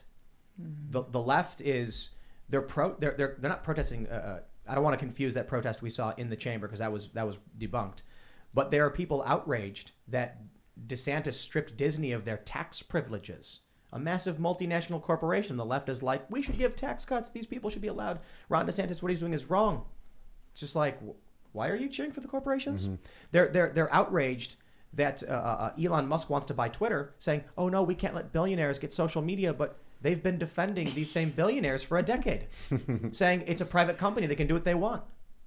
So I think left and right are just tribal signifiers. We can call it up, down, we can call it left, right, we can call it A, B. But it's not binary. There's so many different people with so many different thoughts. If someone thinks that they're another to you, particularly for you, if you're like, the left is horrible and that guy's a leftist, that guy's going to be like, well then dude, I don't want to be near you if you're going to call me that. I'm not. Ian, I think you have an issue with trying to dissect for the sake of argument instead of actually engaging with the argument. Well, I think this is a part of the reason why you're having trouble inviting certain people on. If you predispose them as being part of this evil idea or group, then it's going to be a lot harder to get them to be like, okay, he's cool. Well, you are very passionate about it, Tim. It's true. So when they post over, like the Young Turks, right? They just make things up, right? And I think they literally do. And then I don't engage with them. And how often do I call out people's names and say them? Infrequently, maybe a couple times a week. Or I usually say, I don't want to say their name. Yeah. I don't want to. Minimize harm. When I privately reach out to them, they just say, screw off. Look, man, I think there's a reality that you don't want to acknowledge because for whatever reason, I don't know. Because you say this all the time, like, oh, we can't say left or right. Yeah, it's like, look, because Mao did it. You really want to be like Mao? You're in the position of Mao right now. You have that power. That's a ridiculous reductionist You have a cultural revolution of people that are listening to you right now. And Ian, right? See, what you're doing right now is you're creating a false argument. No, I'm very serious. This internet technology is insanely powerful. So if you do that thing, it's the same thing. No, you have that cultural power that he had. You have more power than he had. I did not create the idea of leftists existing. No. That was a French Revolution thing. But it's up to you, man. Your words are like convincing people. Your issue is, once again, semantics. Definitely. That's it. Or literology, whatever you want to call it. We should move on. I don't want to waste time arguing the definitions of words that don't actually add to the conversation. I'm saying if you divide people, then we're going to be living in a divided society. But if you unite people, then we will be united. How do you unite people? By dispensing with these false paradigms, these false dichotomies. Left and right, A and B, up and down. People aren't black and white. We're in a paradigm shift, right? So like some of our definitions of things like left and right, Republican and Democrat are changing. And so I think a byproduct of that is always going to be some degree of uncomfortability where people are like, oh, I'm outside of my comfort zone. This isn't exactly the way that I grew up, that I knew everything to be. So like on the one hand, you're saying, oh, we can't be using these terms because it kind of casts people in these whatever antiquated boxes. But also, if you don't use words, then how can you communicate, any kind of ideas like about these political, ideas? Like you have to put them somewhere. So like, what would be your solution there? I think a lot of it is communicating with emotions instead of logic. How does that happen? Keep talking. Like, you got to kind of understand people and listen to them as they are without labeling them. It's tempting to want to put people in boxes so that you can understand them maybe better, but it's just about calming people down, really. Here, I made a picture. Nice. There you go. That's Beautiful. Yeah. Magnetic field. It's a butt crack. No, it's the left and the right. Well, turn it sideways. Now what is it? Is the there up no? and the down. Yeah. It doesn't matter. Now rip it in half. What is it then? It doesn't matter what you want to call it. The point is, what I'm showing you here is there's many different lines and there's many different points, and they're all very far away from each other. But some of them, there's still a very clear split between the two groups. But you'll notice in the middle, they overlap a little bit.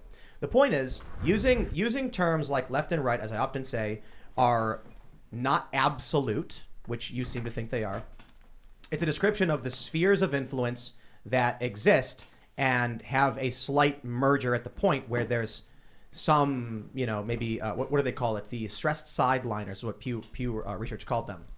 For the most part, however, everyone seems to fall on one side either by 0.1 degrees or by 100 degrees.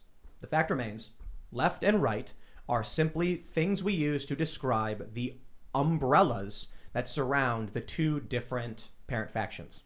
I thought Thomas Massey came on the show a few months ago, and he said something pretty profound, where he said in the back of like the chamber where the Congress hangs out, there's 2 dressing rooms specifically. Like they built it to have 2 political parties. They do not want more than that. They want to maintain this uniparty of duality by keeping people like wild animals. It's like sports. They want it to be like 2 teams trying to win. Well, it's an easy way to have a huge democracy where people have the air of, things going back and forth when in reality they're not. So here's what happens. It's like people think that they, represent, this side's fighting for me, but then in reality, it's just 2 sides that are basically going in the same direction. So right now, leftists are posting fake tweets and fake quotes from me that say things like Tim Pool has called for the death of this person, or that dude the other day on Tim's show, he was saying that people need to go out and get violent against this group of people, and they believe it. Of course, that never happened, right? So what happens is the people in that sphere of influence now typically believe these things. And it's really remarkable when, for some reason, conservatives think I'm an atheist, which I've never said, and people on the left claim that I'm a far-right religious conservative, which I've also never claimed. But a fair point if from your perspective, you want to think I'm more religious because I do believe in God. But when they say things like, Tim believes this thing about taxes. And I'm like, every time I've talked about taxes, I've talked about like the need for higher tax brackets and a stronger progressive tax on the wealthy. Even Steve Bannon has said tax the rich. But they'll lie and make fake quotes. And then in that sphere of influence, which is absolutely split between 2 parent umbrellas, they all believe that. So when I get into a conversation with someone on the left, which I recently did, he said something like, "You're pro-doxing, Tim. You would absolutely dox Antifa at a moment's notice. I know what you right-wingers do." What does that mean, doxy? Dox means to publish the private details of an individual, like their phone number, their home, their name. And I said, no, I actually have a huge policy against that, and I often avoid saying names on my show to prevent what's called a brigade when everyone targets an individual. And he was like, no, I heard you say, he's like, I remember during Occupy Wall Street, you were trying to film people's faces and publish their names. And I said, that never happened. He goes, yes, it did. Everybody knows it because they lied and made these things up. What really happened is during Occupy Wall Street, I was walking down the street and I saw 3 people wearing masks deflating police tires. And I was filming. So they attacked me. And I said, transparency is what matters. If something is happening in public, I'm going to film it. If you don't want your identity revealed, wear a mask. So what they did was, okay, that's a tenet most people would actually agree with. If you are in the public and you are causing damage, we have a right to know what you're doing for whatever cause. You can wear a mask if you want to protect your identity. But if you're in public during a protest doing these things, people will see you do it. What grounds do you have to violently assault on someone who happens to have a camera? Knowing that they have no winning argument, they changed it and just lied and said Tim Pool was trying to take their masks off and publish their names. Interesting discussion. And they also, the official Occupy Wall Street account tweeted Tim Pool just tried to arrest someone, which was an outright lie. And it was so egregious that one of the other activist groups messaged them and said, take that down now. Like, you went too far. And they had to remove it. That's what happens when you have control of the discourse. Right. Is you can propagate whatever you want and it won't, like you were saying with Barack Obama blowing up an American citizen and not being properly reported on, why my mom didn't know about it. It's like I was working at NBC during the end of Obama's second term, and it was like the degree to which, these people had gotten their jobs in the White House press corps specifically because they asked all the right questions. You ask a question about that drone blowing up that American citizen in that White House briefing, you can say goodbye to asking any more questions to the press secretary. So it's like after 40 years of us going kind of in the same direction, left or right, it didn't matter because you had this institution of the media that wasn't going to question it. Well, let me ask you a question. You asked me about whether Fox News was honest. Mm-hmm. Do you think Fox News is dishonest? I don't believe anybody. So That's a dumb answer, but I think Fox News, in the same way that CNN, I think everybody exaggerates. Everything is hyperbolic. So Even there's that statement. What? Even that statement was Exactly. hyperbolic. That's correct. there's a really great tweet that they never let me pull up anymore because I think Instagram got rid of it. Maybe because it's a little bit too close to exposing what's actually going on. Let me see if I can pull it up. There is an image that I posted showing two televisions. One has CBS and one has Fox News. It was when Gordon Sondland was testifying in the Ukraine Gate scandal to impeach Donald Trump. In his statement, he said, "There was no quid pro quo, but I felt like there was one." So CBS reports, Sondland confirms quid pro quo. Fox News, quote, Sondland, no quid pro quo. The reality is that the Fox News statement was the correct statement because the opinion of someone and how they thought or felt is immaterial to what was actually occurring at the time. Yet people who watched that network, they believe fake news. Let me see if I can find it. Whenever I try to pull it up on the show, it doesn't let me. What was it like when Kennedy, I mean, you were pretty young, but like with Kennedy, was he like a transformative, like, did he upset the discourse and kind of half the country in the same way that Trump did? Yes, mostly because he was a Catholic. Yeah. Here we go. And because he was young. So on the right, Fox News, quote, I want nothing. Sondland confirms Trump told him no quid pro quo. On the left, this is CBS Evening News. Sondland confirms quid pro quo. That's wild. But Fox News was right. I want nothing was a quote. Donald Trump was quoted as saying no quid pro quo. And all Sondland said was, but I kind of felt like there was one. I'm like, okay, well, what you feel is not material to a legal proceeding. Yeah. Like the colors are even blue and red. Yeah, I it noticed makes me think that. of football. Well, I Like, mean- that's what they got us doing. They're making us play political football with each other. But who was against the Iraq War and the WMD narrative at that time? CNN and MSNBC were just as on board as Fox, and that's what we were talking about earlier, which is like there is a certain, no-go zone, and it's politically incorrect to not, you can't mention anything about anything other than pro-Ukraine. Same thing during the Iraq War, which was like if you support the hijackers on 9/11, then sure you might question the Iraq War, but otherwise, and there was such a fear from people in the public eye. And I remember sitting with Dad, like switching between the channels and being like, yeah, look, see, CNN, MSNBC, Fox, they all say the same thing about the war. Why is that? Because like you said, the left used to be anti-war. Yeah, Luke Rudkowski did phenomenal work about 9/11 and all sorts of evidence that the war in Afghanistan was full of it. That all this evidence that it wasn't what the mainstream media told us. The buildings fall in freaking free fall, it looks like sometimes. And like, No, Ian, you're yeah, not exactly. qualified Even to people make- like Tim has to yell out or chooses to yell out against, but it's like you can't. No, how because I don't honest like can you saying be on things this? you don't know. How I just But watched wait, a can long I go documentary back, on it. Can I go back to feminism for a minute? Yeah, absolutely. I want to hear what Lydia has to say because you are of a much younger generation than me. And how do you perceive feminism in your generation? So feminism kind of breaks my heart because I think that most of the women in my generation have been lied to. I think they've been used politically. And I think that they're told lies to make them feel good about themselves. Earlier today, I was looking at a tweet from a feminist, and she compared two different screenshots of a Twitch title. She had tried to title one something like "Women Are Bad," and she wasn't allowed What to is use Twitch? it. What Twitch is is a Twitch? streaming service. Okay. Yeah, so they very carefully monitor what you use for titles. She tried to put in the title "Women Are Bad," and Twitch did not allow it. She tried to put in the title "Men Are Bad." That was fine. I've done the same thing with Instagram. I made a tweet about I commented on Instagram that I thought that modern women were like lost, and Instagram immediately took my comment down. I made the same comment about men. As far as I know, it's still up. Nothing happened. It's really weird. But women think that everybody's on their side and they feel like they're winning this war. But at the same time, they're being introduced like transgender athletes, and men are kind of taking over these things that were once sacred spaces of women, like these spas where women are being exposed to men in their locker rooms, and all these strange, weird, gross assaults are happening. And they're like, oh, it's fine. We're being inclusive. We're going to go along with it because we're nice and we're friendly and everyone's nice to us.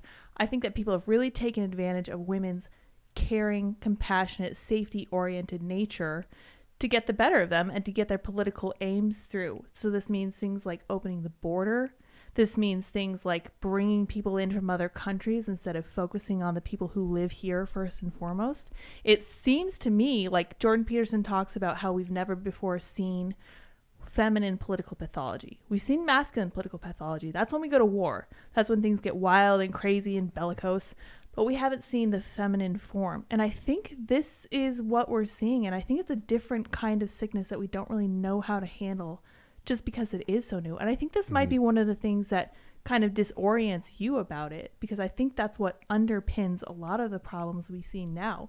And like when we talk about, you know, feminists want to go to war or whatever, it's true that it's not all feminists, but it's the loudest ones. These are the ones who get attention. They've got the Ukrainian flag in their Twitter bio, and they are out there saying we have to defend these poor children, even though it's in the best interest of Americans to stay out of that. Well, so Do you know the Greek, I don't know if it's a play, it's called Lysistrata. I don't know if it's Euripides. The women, in order to get the men from stop fighting, they just stopped having sex with the men. Yeah. And that was their power. Right. They say that women are the neck that turns the head. And this is true. Women have a kind of soft power that influences cultures. And I feel like there are kind of like dark forces that have kind of manipulated that so that they get women to do what they want by being nice, by being friendly, by saying we're going to protect queer kids, we're going to make sure that everyone's safe, we're going to bring all these people into our country. And because women aren't having children and they don't have their own families to defend anymore, they're like, you know what, that's a great idea, let's do it. I have this maternal instinct and nowhere to direct it. And I think that's kind of what we're seeing. That's this is what sad. Yeah, it's terrible. It's Aristophanes wrote Lysistrata. Oh, cool. Aristophanes. So is that your free love movement that screwed over the women in the long run? Man. Because that I mean, what Lydia just what you just mentioned in the play is, you know, women using the power that they have as women, which is as the gatekeepers to sex, and the free love movement got rid of that. Right? Not really. No. Let me ask you a question. Do you think people who are not citizens of the United States should be allowed to vote in our elections? Oh my God.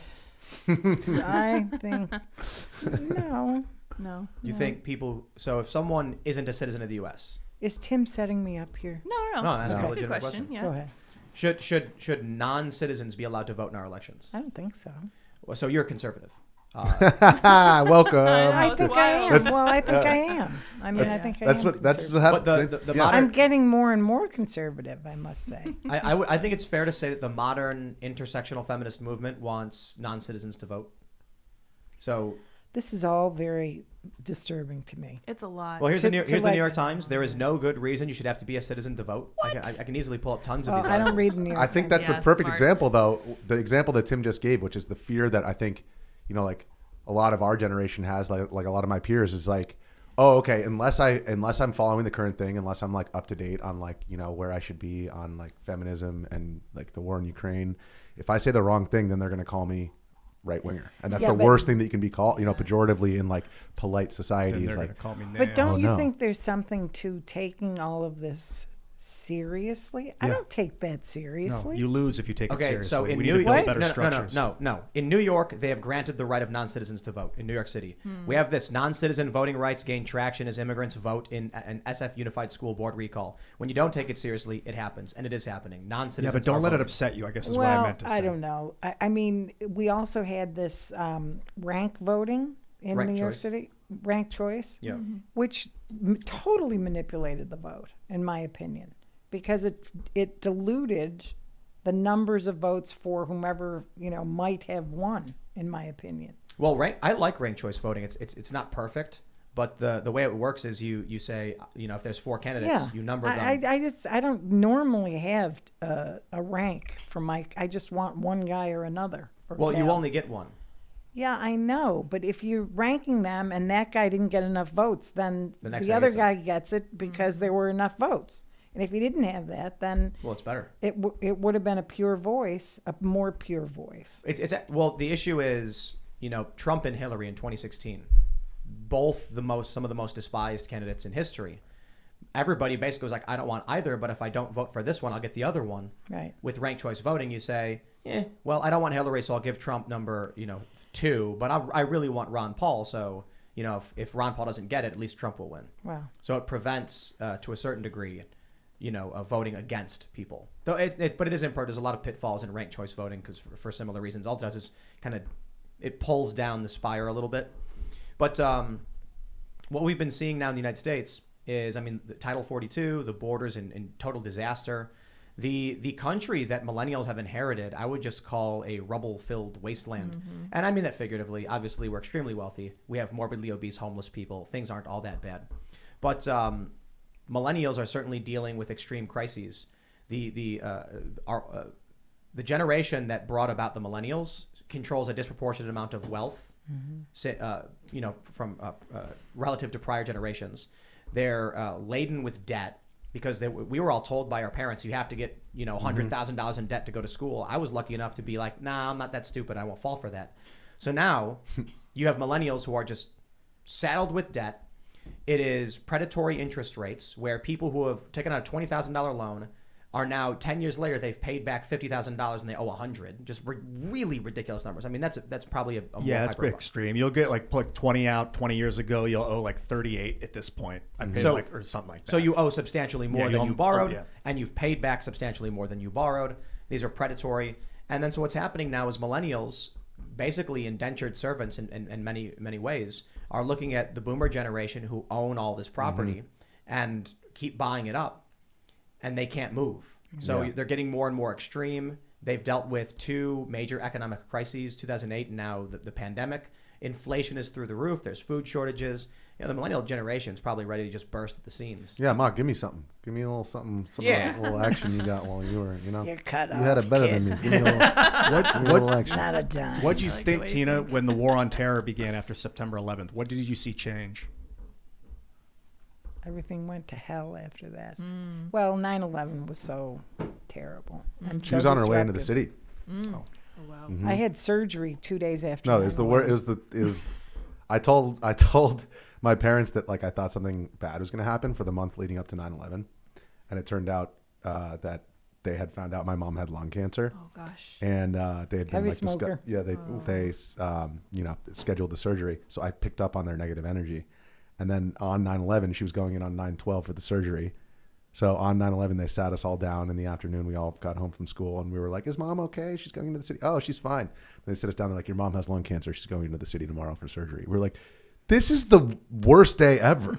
You guys got 9/11, and then you give us cancer on top of it? What are you doing? Well, and you were young, too. You didn't plan it that way. I was fortunate, I guess, to be 21 when that happened, and to see the difference between the world before and the world after. I never trusted any of it. After 9/11. Me neither. I didn't trust a bit of it. The kids that are born after 9/11 are born thinking that it's normal to be at war across the ocean, and I think that's twisted people beyond measure. Yeah, I don't think of it that way, but I guess that's true. Changed everybody's perspective. And that's why when Joe Biden is running against Trump, the majority of the youth vote goes Democratic for the ones that do vote, because they're like, I don't know, war's normal, right? Oh my gosh. So when Trump's like, let's stop the war, they're like, no, why should we change that? We like getting free oil by blowing up kids, right? I think that's definitely something to it. You're born into it, you don't care. So I remember my grandpa was talking about Social Security numbers, and he was saying how back in the day, you didn't have to get one until you were when they first implemented, people were outraged to I'm going to register a number with the government. Are you nuts? And then it was well, and you don't need one until you're 16. Then it was well, you got to get it when you're 5. Now it's when you're born, you have one. When kids are born into that system, they're just I don't know, whatever. Yeah, we all have these things. So these kids are born into a world of a war. Yeah. And some of these kids are born in 2008, right? So you've got kids who are teenagers who were born years after the war started, still in it. And so then you get Donald Trump being I'm going to end this. And they're like, why do I care? Yeah, the sentiment of anti-war has slipped. Well, it's not the same. It just isn't the same as it ever was. In Vietnam, they implanted journalists in with the soldiers, and you would see guys getting carried out on stretchers and just the most vile stuff. And that was enough to bring about the consciousness to end that thing. But here, they just have dudes riding on tanks with a flag, waving a flag, and be like, we're going to Baghdad. They don't see the doors getting kicked in, the people getting annihilated by the troops, which is what was happening. It's been hidden from the people. Man, I want to put body cameras and helmet cams on soldiers, live stream it. I think people need to share this show with their parents. Because I was hanging out with a good friend of mine over the holidays whose parents were totally in disbelief at even the most basic things I could say, like Viktor Shokin, the prosecutor in Ukraine, was fired because Joe Biden threatened to withhold illegally U.S. aid to Ukraine, so the president intervened on Joe Biden's behalf. And Joe Biden likely did this, in my opinion, because Viktor Shokin was investigating a company called Burisma, where Joe Biden's son, Hunter, was on the board earning $83,000 a month. And they go, that's all true? And I'm like, yeah. I can show you all the documents. I can show you the court rulings. I can show you the sworn affidavit from Viktor Shokin saying outright Joe Biden did this. And they're like, but CNN said that was fake news. It's like, well, maybe you should stop watching CNN. Well, I think there should be a lot more conversation among the generations, you know, like this. Yes, 100%. Mom's been she's been having like, just like not a red pill, but just like this, like you know how like you have a pill with little granules in there, like 1 granule a day. Microdosing. Microdosing red pills. Microdosing red pills. I love it. Do you remember Biden in '88 when he got caught plagiarizing and resigned? Were you familiar with that at all? He ran for president, and then they were like, "Oh, he's plagiarizing." Then they chose Dukakis over him. Oh my gosh, that's great. That's great. Do you remember that at all? No, 88, I was in the midst of having 3 sons. Ah, so yeah, that's kind of important. I didn't know anything I about dropped it. out of pretty much everything else. so. Understandable. Actually, real quick, can In you tell the between 1 and commute? 2. Can you tell the commute story about your commute? Well, and this was just, people can this know is why like, turned out it's how like it did. kind of the way that I wanted to handle. I didn't know how to handle working and having children. And I had been in my job for 8 years, and my son George, Richie's older brother, wasn't born. He was born after 11 years of marriage. And so I didn't want to leave my baby, and I didn't want to quit my job. So, and I commuted from Connecticut. So Richie's dad bought me a Volvo for my birthday, and I put the baby in the car and took him to New York with me. Had a babysitter at the office who met me, handed him over in the garage, and occupied a space in my office building for his nursery. And every night I'd stop at this, I think it was like a Bulgarian deli on the way, and bought 2 Heinekens. Oh my. Strapped the baby in and strapped myself in, and No drank car the seat? 2 beers. And no, we had a car seat. Oh, you had a car seat? Okay, Oh, okay. just, I was drinking 2 beers and smoking 6, And but we had a car smoking. seat. Oh my gosh. And that's how I got through, the first 3 years of his life. It's a different time. Do you remember it? No, that was my older George. brother. Oh, See, George. that's why I turned out fine. Oh, He's yeah. a total. That's why you're such an angel. Yeah. Yeah. I just got an idea. I think I want to hire maybe like 5 people to go petition in like New York or Chicago or LA. And the petition would be for international immunity for Barack Obama over the extrajudicial assassination of a 16-year-old American citizen. And they would say, well, look, Obama did this, but we're looking for support to say that he should be immune from prosecution. And try and get him to sign it. We should film it. We'll put it on YouTube. It'll be fun. That'd be a lot more effective than getting angry. Yeah, that's a pretty good idea. Excuse me, sir. Do you have a moment? We're trying to help Barack Obama. I know you like. Well, he's a fan. You're a fan. Yes, you are. Come here. You voted for Biden, right? Of course you did. Check this out. So back in the Obama era, Barack Obama ordered what's called an extrajudicial assassination. Now this was when a drone went to Yemen and blew up a civilian restaurant. Now there was a 16-year-old American citizen in that restaurant who died, named Abdulrahman al-Awlaki. We want to make sure that moving forward, that Barack Obama will not be charged with war crimes or crimes in the United States, because, killing U.S. citizens is illegal. So we're hoping you would sign this document. I wonder what people would say. We could also maybe get Biden immunity from his sexual assault allegations against Tara Reid when he was younger. That's a better one. Yes. Yeah. Funded. Who wants to do the show? We used to do those all the time, like Man on the Streets during the Trump years, which is like you read a bunch of Obama quotes, because the things have swung so far left that you read a bunch of Obama quotes and you say, what do you think about what Trump said? And then they say it's terrible. And then you say, actually, Barack Obama said that. Right. But this one will be funny because it'll be like a guy wearing like a vest and it'll be called Defend the Dems. And it'll be like, hi, I've got a petition here. We want to make sure Obama is immune from prosecution for the 16-year-old that he murdered. Please sign here. And they'll be like, I don't know if I should sign that. And be like, well, you're not a fascist, are you? Well, who's the last true anti-war president then? Carter. Well, before Carter. Yeah, I think so. What did Yeah, and Carter people do for really us? didn't like it when the gas went missing. You know, The gas? gas. The gas went missing. I don't know about that. What's that? The whole gas waiting in line shortages for and- gas. Oh Yeah. yeah, that's a problem. Yeah. So they were like, go back to war, blow up people so we Oh, can get their wow. oil. Let's go to Super Chats and read what the audience has to say. Very many people who have commented. If you haven't already, smash that like button, subscribe to this channel, share the show with your friends. Become a member at timcast.com if you would like to support our work. Check out our episode yesterday with Lauren Southern, where she is wielding a sword, and we talk about getting pizza in the Outback. Cool. It's actually really cool. Like the middle of Australia, where it's a desert, there's like people living underground, and they have like pizza joints. It's I really- want to go. yeah. All right. Penumbra Syndicate says, Moon's haunted. Can we get a Nuke the Moon shirt?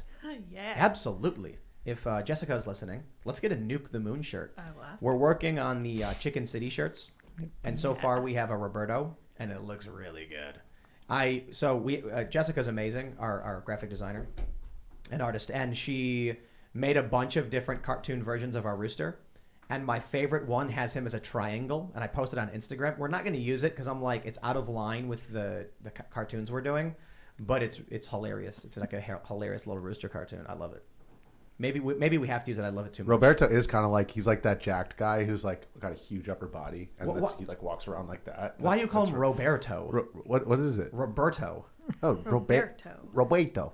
Yeah. Roberto. Roberto. Say Roberto. Roberto. Yeah. He can't do it. You can't do it. All right. Roberto. Cap P I mean, I'm gonna says- kick him out of power anyway. So Yeah, there you go. Oh, Roberto attacked him. he did. Uh-oh. Yeah. It's Today. war. He smelled you coming. I tried to do the coup. Yeah, he attacked him. And then Richie came back with the Hylian shield Yep. from The Legend of Zelda. And he was terrified. And he was. No, I know how. Cat P says, down with Roberto, all hail the rise of Richie. There we go. Yeah. And if I have to take it by force, I will.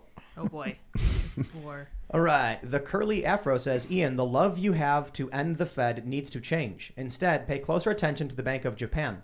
Literally the most consequential bank in the world. The Japanese yen is nearly in free fall. Check out the Forex chart. Interesting. That's cool. I'm really not concerned with breaking up or destroying anything at this point. I want to create something new. But thank you for Yes. pointing that out. I agree with that. W. Falcon says, hey, Tim, when are you going to have Amanda Milius and Lauren Southern on together? Oh, that'd be fun. Are they friends? I don't know. I don't know. That'd be super fun. Yeah, I'm down. That'd Yeah. be cool. No alcohol allowed. Yeah. Yeah. No, I think for the members only one, that's when they're allowed to have Yeah, alcohol that's together. fair. That's fair. All right. Warwolf says, greetings, crew of Ian Cast IRL. Oh. Ian, today is Graphene Friday. Give us your humble and loyal fans a graphene fun fact. And Tim, please make some Timcast brand beanies. You can take a 64-sided piece of graphene and turn it into a ball, and I believe that's called a Bucky ball, Cool. created by Buckminster Fuller or popularized by the man. And you can put stuff inside it like medicine and then send it through carbon nanotubes, also made of graphene, to their destination. All right. Nicholas Salter says, I watch you almost every single day, and I'm always bored going through YouTube during work outside, and being able to come here right when it starts was amazing. Keep up the good work, and glory to Chicken City. Woo. Ladies and gentlemen, I have an announcement to make. We're renaming it Cocktown, though. Sorry. Chickens. okay. So, Timcast IRL is the number 2 most super chatted show in the United States, followed by number 3, Fresh and Fit, Oh, followed yeah. by number 4, Ricada Ricada Law. Law. I always pronounce it wrong. Oh, wow. Followed by They're up number there? 5, Wow. The Enforcer, followed by number 6, Us? Chicken City. Chicken City. Oh, Wow. nice. Okay. Wow. And I That's would like to point out amazing. I was wrong about that fact just a minute ago about the graphene. Oh, It's, no. it's C60 graphene. There are 60 pieces of carbon in there. I don't know how many At least sides it's that fun, means not it has. accurate. My understanding, maybe I'm wrong, but I believe that Timcast IRL is the number 1 human, like, live action super chatted show in the world. I could be wrong about that. There may be one, or might be, but I'm pretty sure everyone above us are VTubers, which is like animated women. Yeah. Chicken City is now number 31 in the world. Cluck, cluck. Wow. For those who didn't see it, I posted on Instagram. The last Chicken City stream has 245,000 views. So a lot of people on Twitter are demoralized and they're like, what am I doing wrong? People love chickens, dude. Do you know that chickens used to be a religious symbol? For what? People need to understand the power What were they of chicken. symbol for? Here's my question. Because chickens would lay eggs every day. Right. It was a symbol of life and fertility. So they used the chicken and the rooster as like, because chickens originated in Southeast Asia. The red jungle fowl were first bred to fight. But because they lay eggs every day, you get eggs every day. That's awesome. They're good eggs. We love eggs. Good stuff. And so when it swept across Europe and was brought in, people were like, this bird is amazing. It doesn't fly. Magical. And you just give it food and it gives you an egg. We want more of these things. Okay, but so if Roberto is leading Chicken City, and Chicken City is now like You can't top say 30. Roberto, can you? Roberto. Roberto. Whoever he is, he's clearly not a good leader Name doesn't because matter. all this money is pouring into Chicken City, and they're living in squalor. I know. Are you And kidding? I mean, I think He's pocketing. I think it's all the hentanol and the cocaine that's been flooding in Cocaine. there. I mean, it's Probably open it. border. Hey. It's flooding over there. And Yep. if you make me sheriff, I'm going to put an end to that, and I'll make sure that the money gets back into the hands of the hens and the chickies. Richie, not Claws, only yeah. are there no open borders, the chickens are literally being interned. It's filthy. We need it. It's squalor. Whatever it is squalor. Yeah. Roberto ain't doing what he should be doing. an animal. All right, here we go. No trickle down there. I love it. Zachary, trust them. Zachary says, hey, should I cancel my membership here and up my membership at timcast.com? But seriously, when are we talking about how hilarious this Depp trial is? Yes, you should be members at timcast.com. It's better across the board. We're going to have, I think we're going to have like a big announcement next week. I'm really excited about because let's just say a lot of what we've been working on has been infrastructure stuff. So you guys are going to be super excited for this. We put our money where our mouth is. And the Depp trial is absolutely hilarious. Jeez. I feel bad for John. Did you see what's her name? Amber Heard was like looking down and listening, and then she laughs and looks up and she starts crying, sad. makes her sad face again. Can't believe she was an actress. Couple of I, actors. Yeah, I exactly. think Johnny Depp is a weirdo, but I think Amber Heard is the crazy one. Yeah, what is going on? I've looked Yeah, so it's no little good. into it. It's Yeah. like such nonsense drama of two people. All I saw was a clip of him shooing, like throwing everything off onto Toxic the floor. femininity. Yeah. It's toxic I femininity. think so. Oh yeah. All right. What does it say? Jedidine? Hello, Tim and crew. Thank you for always keeping us informed. Can you shout out our dog's GoFundMe? She has cancer and needs surgery. Her name is Mo. Is that, I don't know how to pronounce that. Mo Quishel? You're going to have to spell it out, yeah. It is under MOCUISHLE. Mokishel's surgery. Organizer is Kevin Martin. Thank you. Best of luck for your loved one. Yeah. Always sad. All right. We'll grab some super chats. Merce Cookie says, a woman is a person born with XX chromosomes and a vagina at birth. The uterus, ovaries, and fallopian tubes are important, but that alone and the ability to bear children does not make one a woman. Thank you for the science lesson. I'm not a biologist, so Yeah, I'm not either, I so, won't- you know. I can't answer that question. Ninja Robot says, listen to more Tool. Have Maynard, James Keenan, or Danny Carey on the show. Weren't they involved with The Perfect Circle or something like that? Yeah, Maynard is for sure. I don't know about the other guys. Dude, I just want to shout out that song Judith by The Perfect Circle because the guitar playing just blows my mind even to this day. H is just so insane. It's so good. Do you know it, Tina? No, I don't. You got to get into Tool. I wish I did. Tool's amazing. What's the name of the band? Tool? Okay. Yeah. Incredible. But I just love the slide I'm and on then it. like the weird slow descent. Oh, it's so good. It's so good. He has his own wine company too. Ah, Maynard. cool. All right. We'll grab some super chats here. Raymond G. Stanley Jr. says, Daryl Davis on IRL. Yes, please. Coming Yes. soon. Coming soon. Double D. Trying to Tell You says, the pendulum has been swinging since the beginning, but it's swinging harder and harder. The things going on now are no longer local to one place or another. The things are taking place around the world. Great show tonight. You know, the way I describe it is it's a tower that every day grows. And as the tower gets bigger, it starts swaying left and right. But once it gets too tall, it'll swing so far left, so far right, so far left, then snap. It just breaks. Like the Tower of Babel. Is that what happened? Yeah. At the base of the tower, it's just swinging They a actually little didn't bit. talk about it collapsing in the Bible. They just talked about it going up and then God scattering. Yeah. people I with think- language. Trouble. But I they think didn't talk this- about the tower collapsing. I think the birth of this nation started with an unstable foundation. And it's quite literally that Thomas Jefferson made a compromise with slave states because they needed the support to win the revolution. As much as many of these northern states did have slaves, there was initially a provision. One of the statements in the Declaration of Independence was that the king had taken people from a different country and brought them there to wage war on them.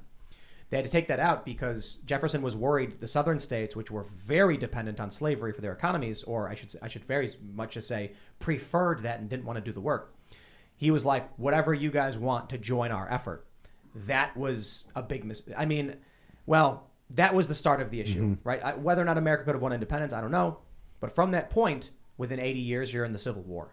Because there's like, we're at odds. And as more states come in, are they going to be on one side of this issue or the other? Okay, what about hope? That was what was in my mind when we were talking about left, right, nobody wants to come on and talk about it. Do you have hope, Tim? Oh, I think the civil libertarian is one of the easiest way to describe whatever this is. I think we're winning.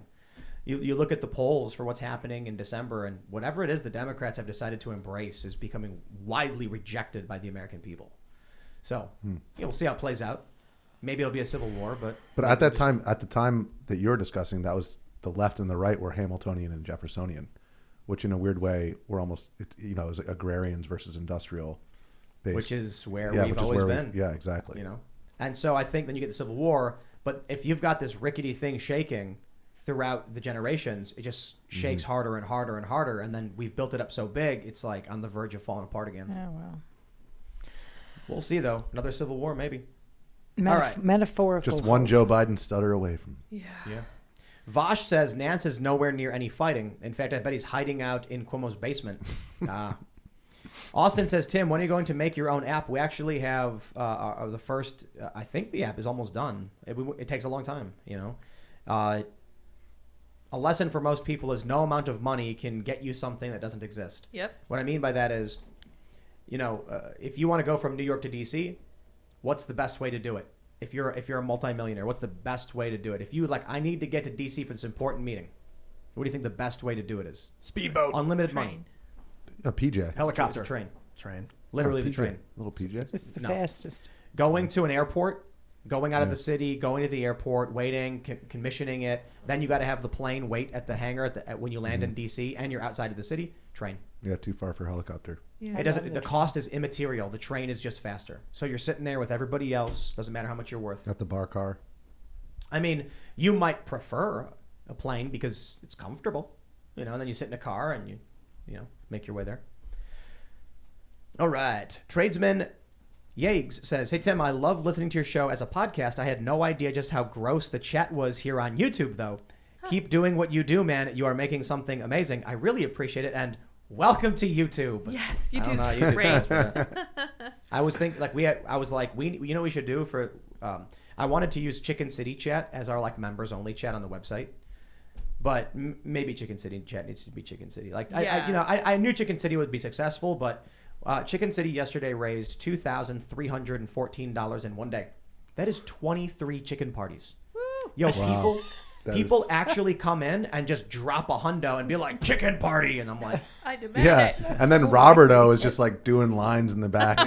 He's out of his mind. You're right. All that cocaine. I'm so excited for you to just say row. Create some order. And that's row. Bert. Oh. Roberto. Yeah, he's not going to do it. He refuses to do it now. All right. That's fair. It's like Voldemort, you refuse to say his name. Yeah. It's like, the people I don't even say Trump's his spurs name. get bigger, you gotta watch out. Nope, Yeah. not until I'm sheriff. Then right. I'll say it again. Okay. Raymond G. Stanley Jr. says, Tim, Ian's right. That felt weird, LOL, but yeah, Ian is right. His best commercial is the Trident one from the Super Bowl.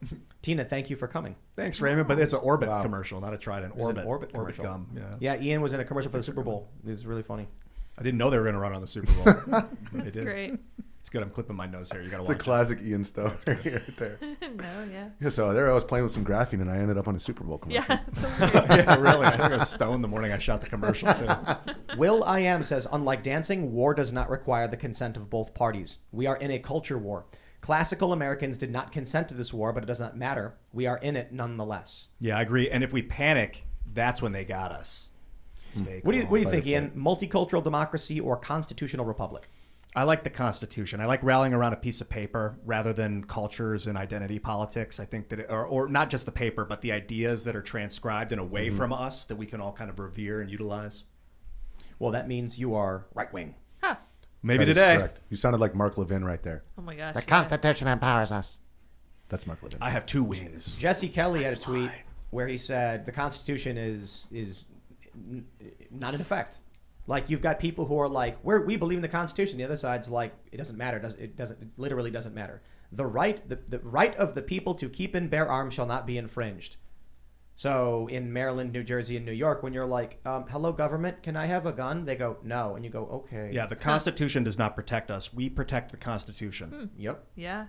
And because people are unwilling to live by and enforce it, there you go. And if you what are was willing- it? Was it Sotomayor said? I don't understand why that's something the states, why it's a power the states would have, but not the federal government. Absolutely And then insane. Everyone vomited it in the 9th and 10th Amendment. Yep. All right. F off says, have to put my dog down Monday. He and I always watch your show after work, and he loves when everyone gets all hyped up. It would be awesome if everyone can shout out my dog Romanov, named after Black Widow, since he acts like a girl. Peace, y'all. Good job, Romanov. Romanov. Peace Romanov. out, man. We're looking after you, Yeah. Romanov. See you soon, Romanov. buddy. Safe passage. You will chase many cars in dog heaven. That's right. All right.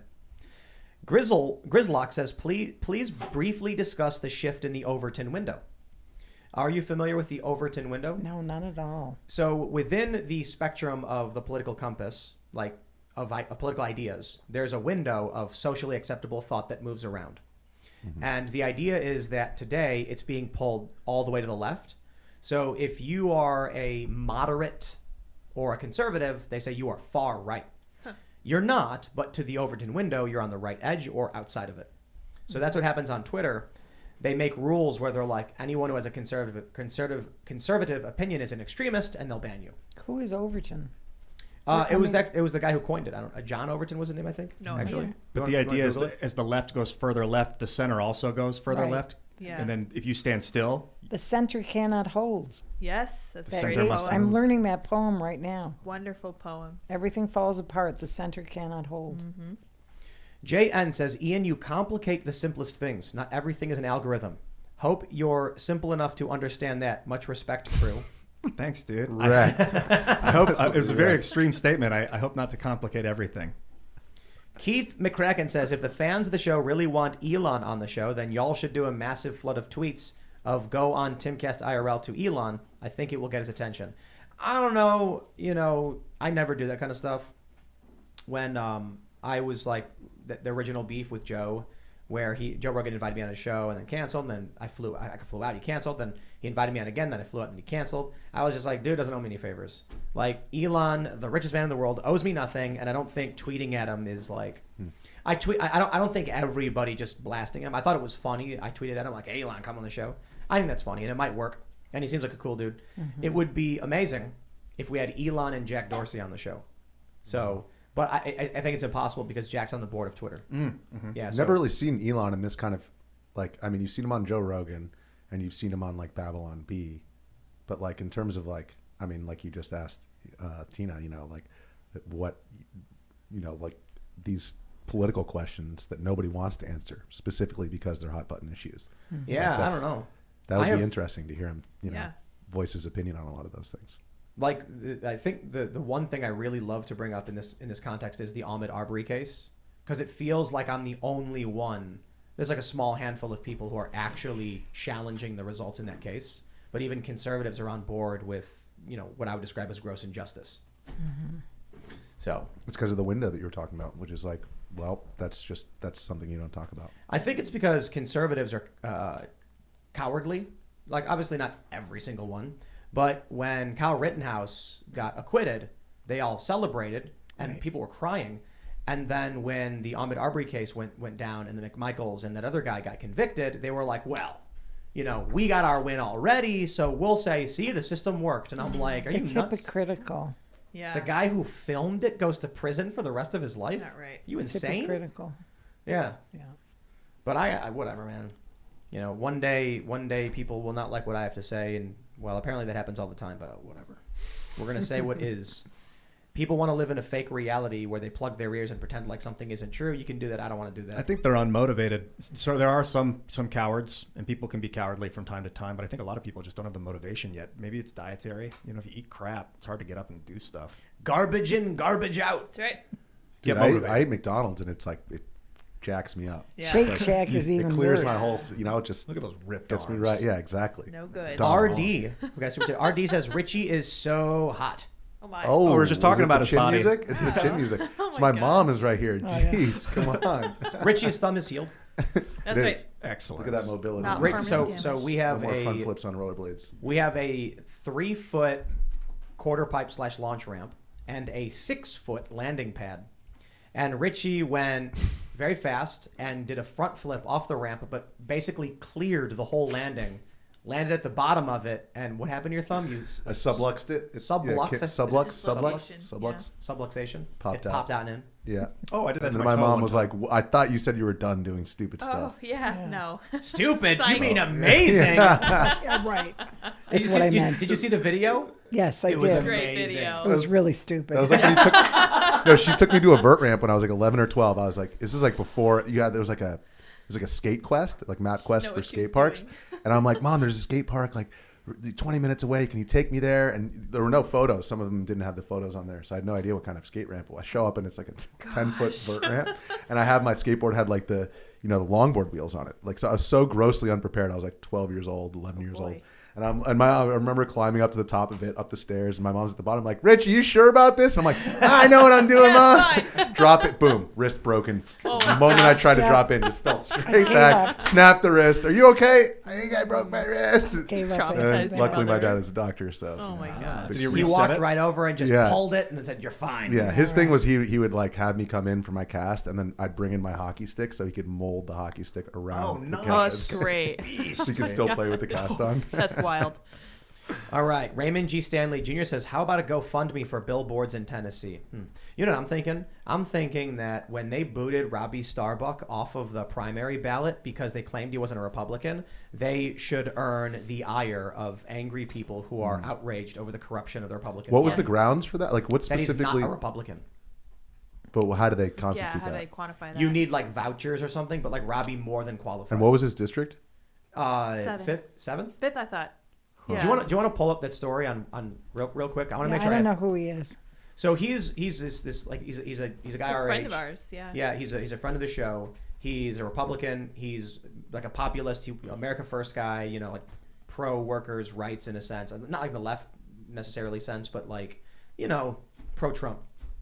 And they booted him off the ballot for the primary election, so he can't. What does he do? Runs an independent. I think we should show the corrupt Republican Party what happens when you piss off people who are politically active and young. And I got to figure out how that works and what the legal guidelines are for the appropriate thing to do. But I'm thinking buying billboards or commercials. Billboards are passive. You want to contact the people that are in the offices, and you want to contact their secretaries, and you want to overload them with information so that they have no choice but to listen. It was 14 vouchers or 14 affirming vouching people letters. That's what he had, right? Yeah, that's what he had. I think they said that he didn't have enough, but he had 14. That's crazy to me. That's so flagrantly corrupt. That's nuts. Thank you, Richie.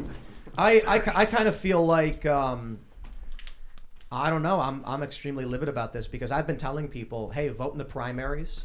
Make sure we get real people, young people, active people to get involved in politics to help change this world.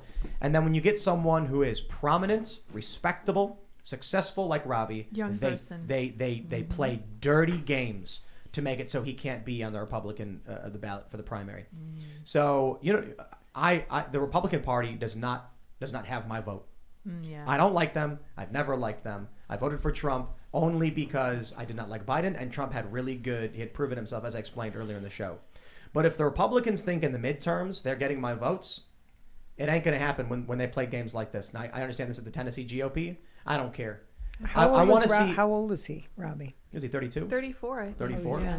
He's young, yeah. I want to see the candidates for the Republican Party in West Virginia. I want to see them stand up for Robbie. I guess they don't need my votes, though. West Virginia is going to go Republican. So To be fair, he wasn't the only Republican to get kicked off the ballot. His I know. opposition was too, which is not any better. But that was insane. Morgan. Yeah, Morgan. Mm-hmm. But Morgan was because of you know what? Something- I gotta some be other completely honest. excuse? Yeah, I don't Yeah. care what the excuse is. Yeah, it doesn't care. It doesn't matter. I'm legit pissed off about That's this. not cool. So I'm gonna be exploring this and seeing what I can do the most effective way to, I don't know, man. I'm not happy about it. I think organizing call patterns is good. Like getting it at a certain time of day. You call this office, you call this office, you call this office. Take turns. Do it 4 times a day, 6 times a day. Make sure they know how you feel. Be honest and be kind about it, but make sure that they know. Well, we'll figure something out. Ladies and gentlemen, if you haven't already, smash that like button. Before we go, subscribe. I have a super chat I'd like to read. It's from Raymond Fry. It was directly at me, and it kind of moved me, and I wanted to say something about it. He said, "Hey, Ian, hey, man, I served in the Iraq War as an infantryman. We did not kick doors in and shoot civilians. We went out of our way to save civilians. Yes, drone attacks suck. We did not like them. Yet say we're all committed war crimes or did not try to help people is a lie. Raymond, I'm sorry if you took it that way. I don't think that. I never thought that everybody there was a killer or a cruel or a horrible person. It was a friend of mine, and they were talking about the first Iraq War in the 90s. And she told me very explicitly that they did kick doors in and kill families. So there you go. Thanks. If you haven't already, smash the like button, subscribe to this channel, share the show with your friends, become a member at timcast.com. If you would like to support our work, it's Friday night. We're going to have a lovely weekend. And then, of course, Chicken City will always be live for all of you to relax and watch chickens. Big news, lo-fi Chicken City beats to relax to is coming next. It's going to be a YouTube live stream where it just plays relaxing music, but there will be the occasional buck in there. And I'm not kidding. You guys think I'm joking? Legit. It's gonna be we're great. we're doing cartoons. So the merch is coming next. There's going to be a shirt for every chicken character, and we want to do consistently like a cartoon with chicken facts. So it's like the weird things that chickens do. We make a fun kids show. Just wait until I carry out my coup, cool, yeah. and then your chicken facts become chicken coup. alternative facts, Yes. and then like your lo-fi music is just like How about heavy metal. We're gonna Yeah. So the next I was told it's not family friendly to have poop and fart jokes. What? And I'm like, I think so, but some parents don't like it. But so one of the funniest things about chickens is that they're smart enough not to drink water they dump in, but not smart enough not to dump in their water. That's true. So the next idea I had for a cartoon was the chickens are like, That's a good one. so the chickens are like, they're looking up at the sun and they're going, water. And they're looking at the water and it's, got filth in it. And they're like, it's gone bad. And they're like, I don't think we're going to make it. And then a human comes over and switches the water out and they go, salvation. And then they all start drinking like crazy. And then they stand up and they're like, we're saved. And then they immediately just go, Yeah. then they turn around and go, the water's gone bad. That's chicken. That's kind of like American democracy. Yeah. Right? Isn't it? I don't like It's that comparison. Yep. All right, everybody. Thanks for hanging out. And to Tina and her son, thanks for coming and joining us on the show. Thank you for having me. Thanks for having Absolutely. me, Mom. It like out of your body. Yeah. Thank you for having me, Tim. Would either of you like to shout anything out?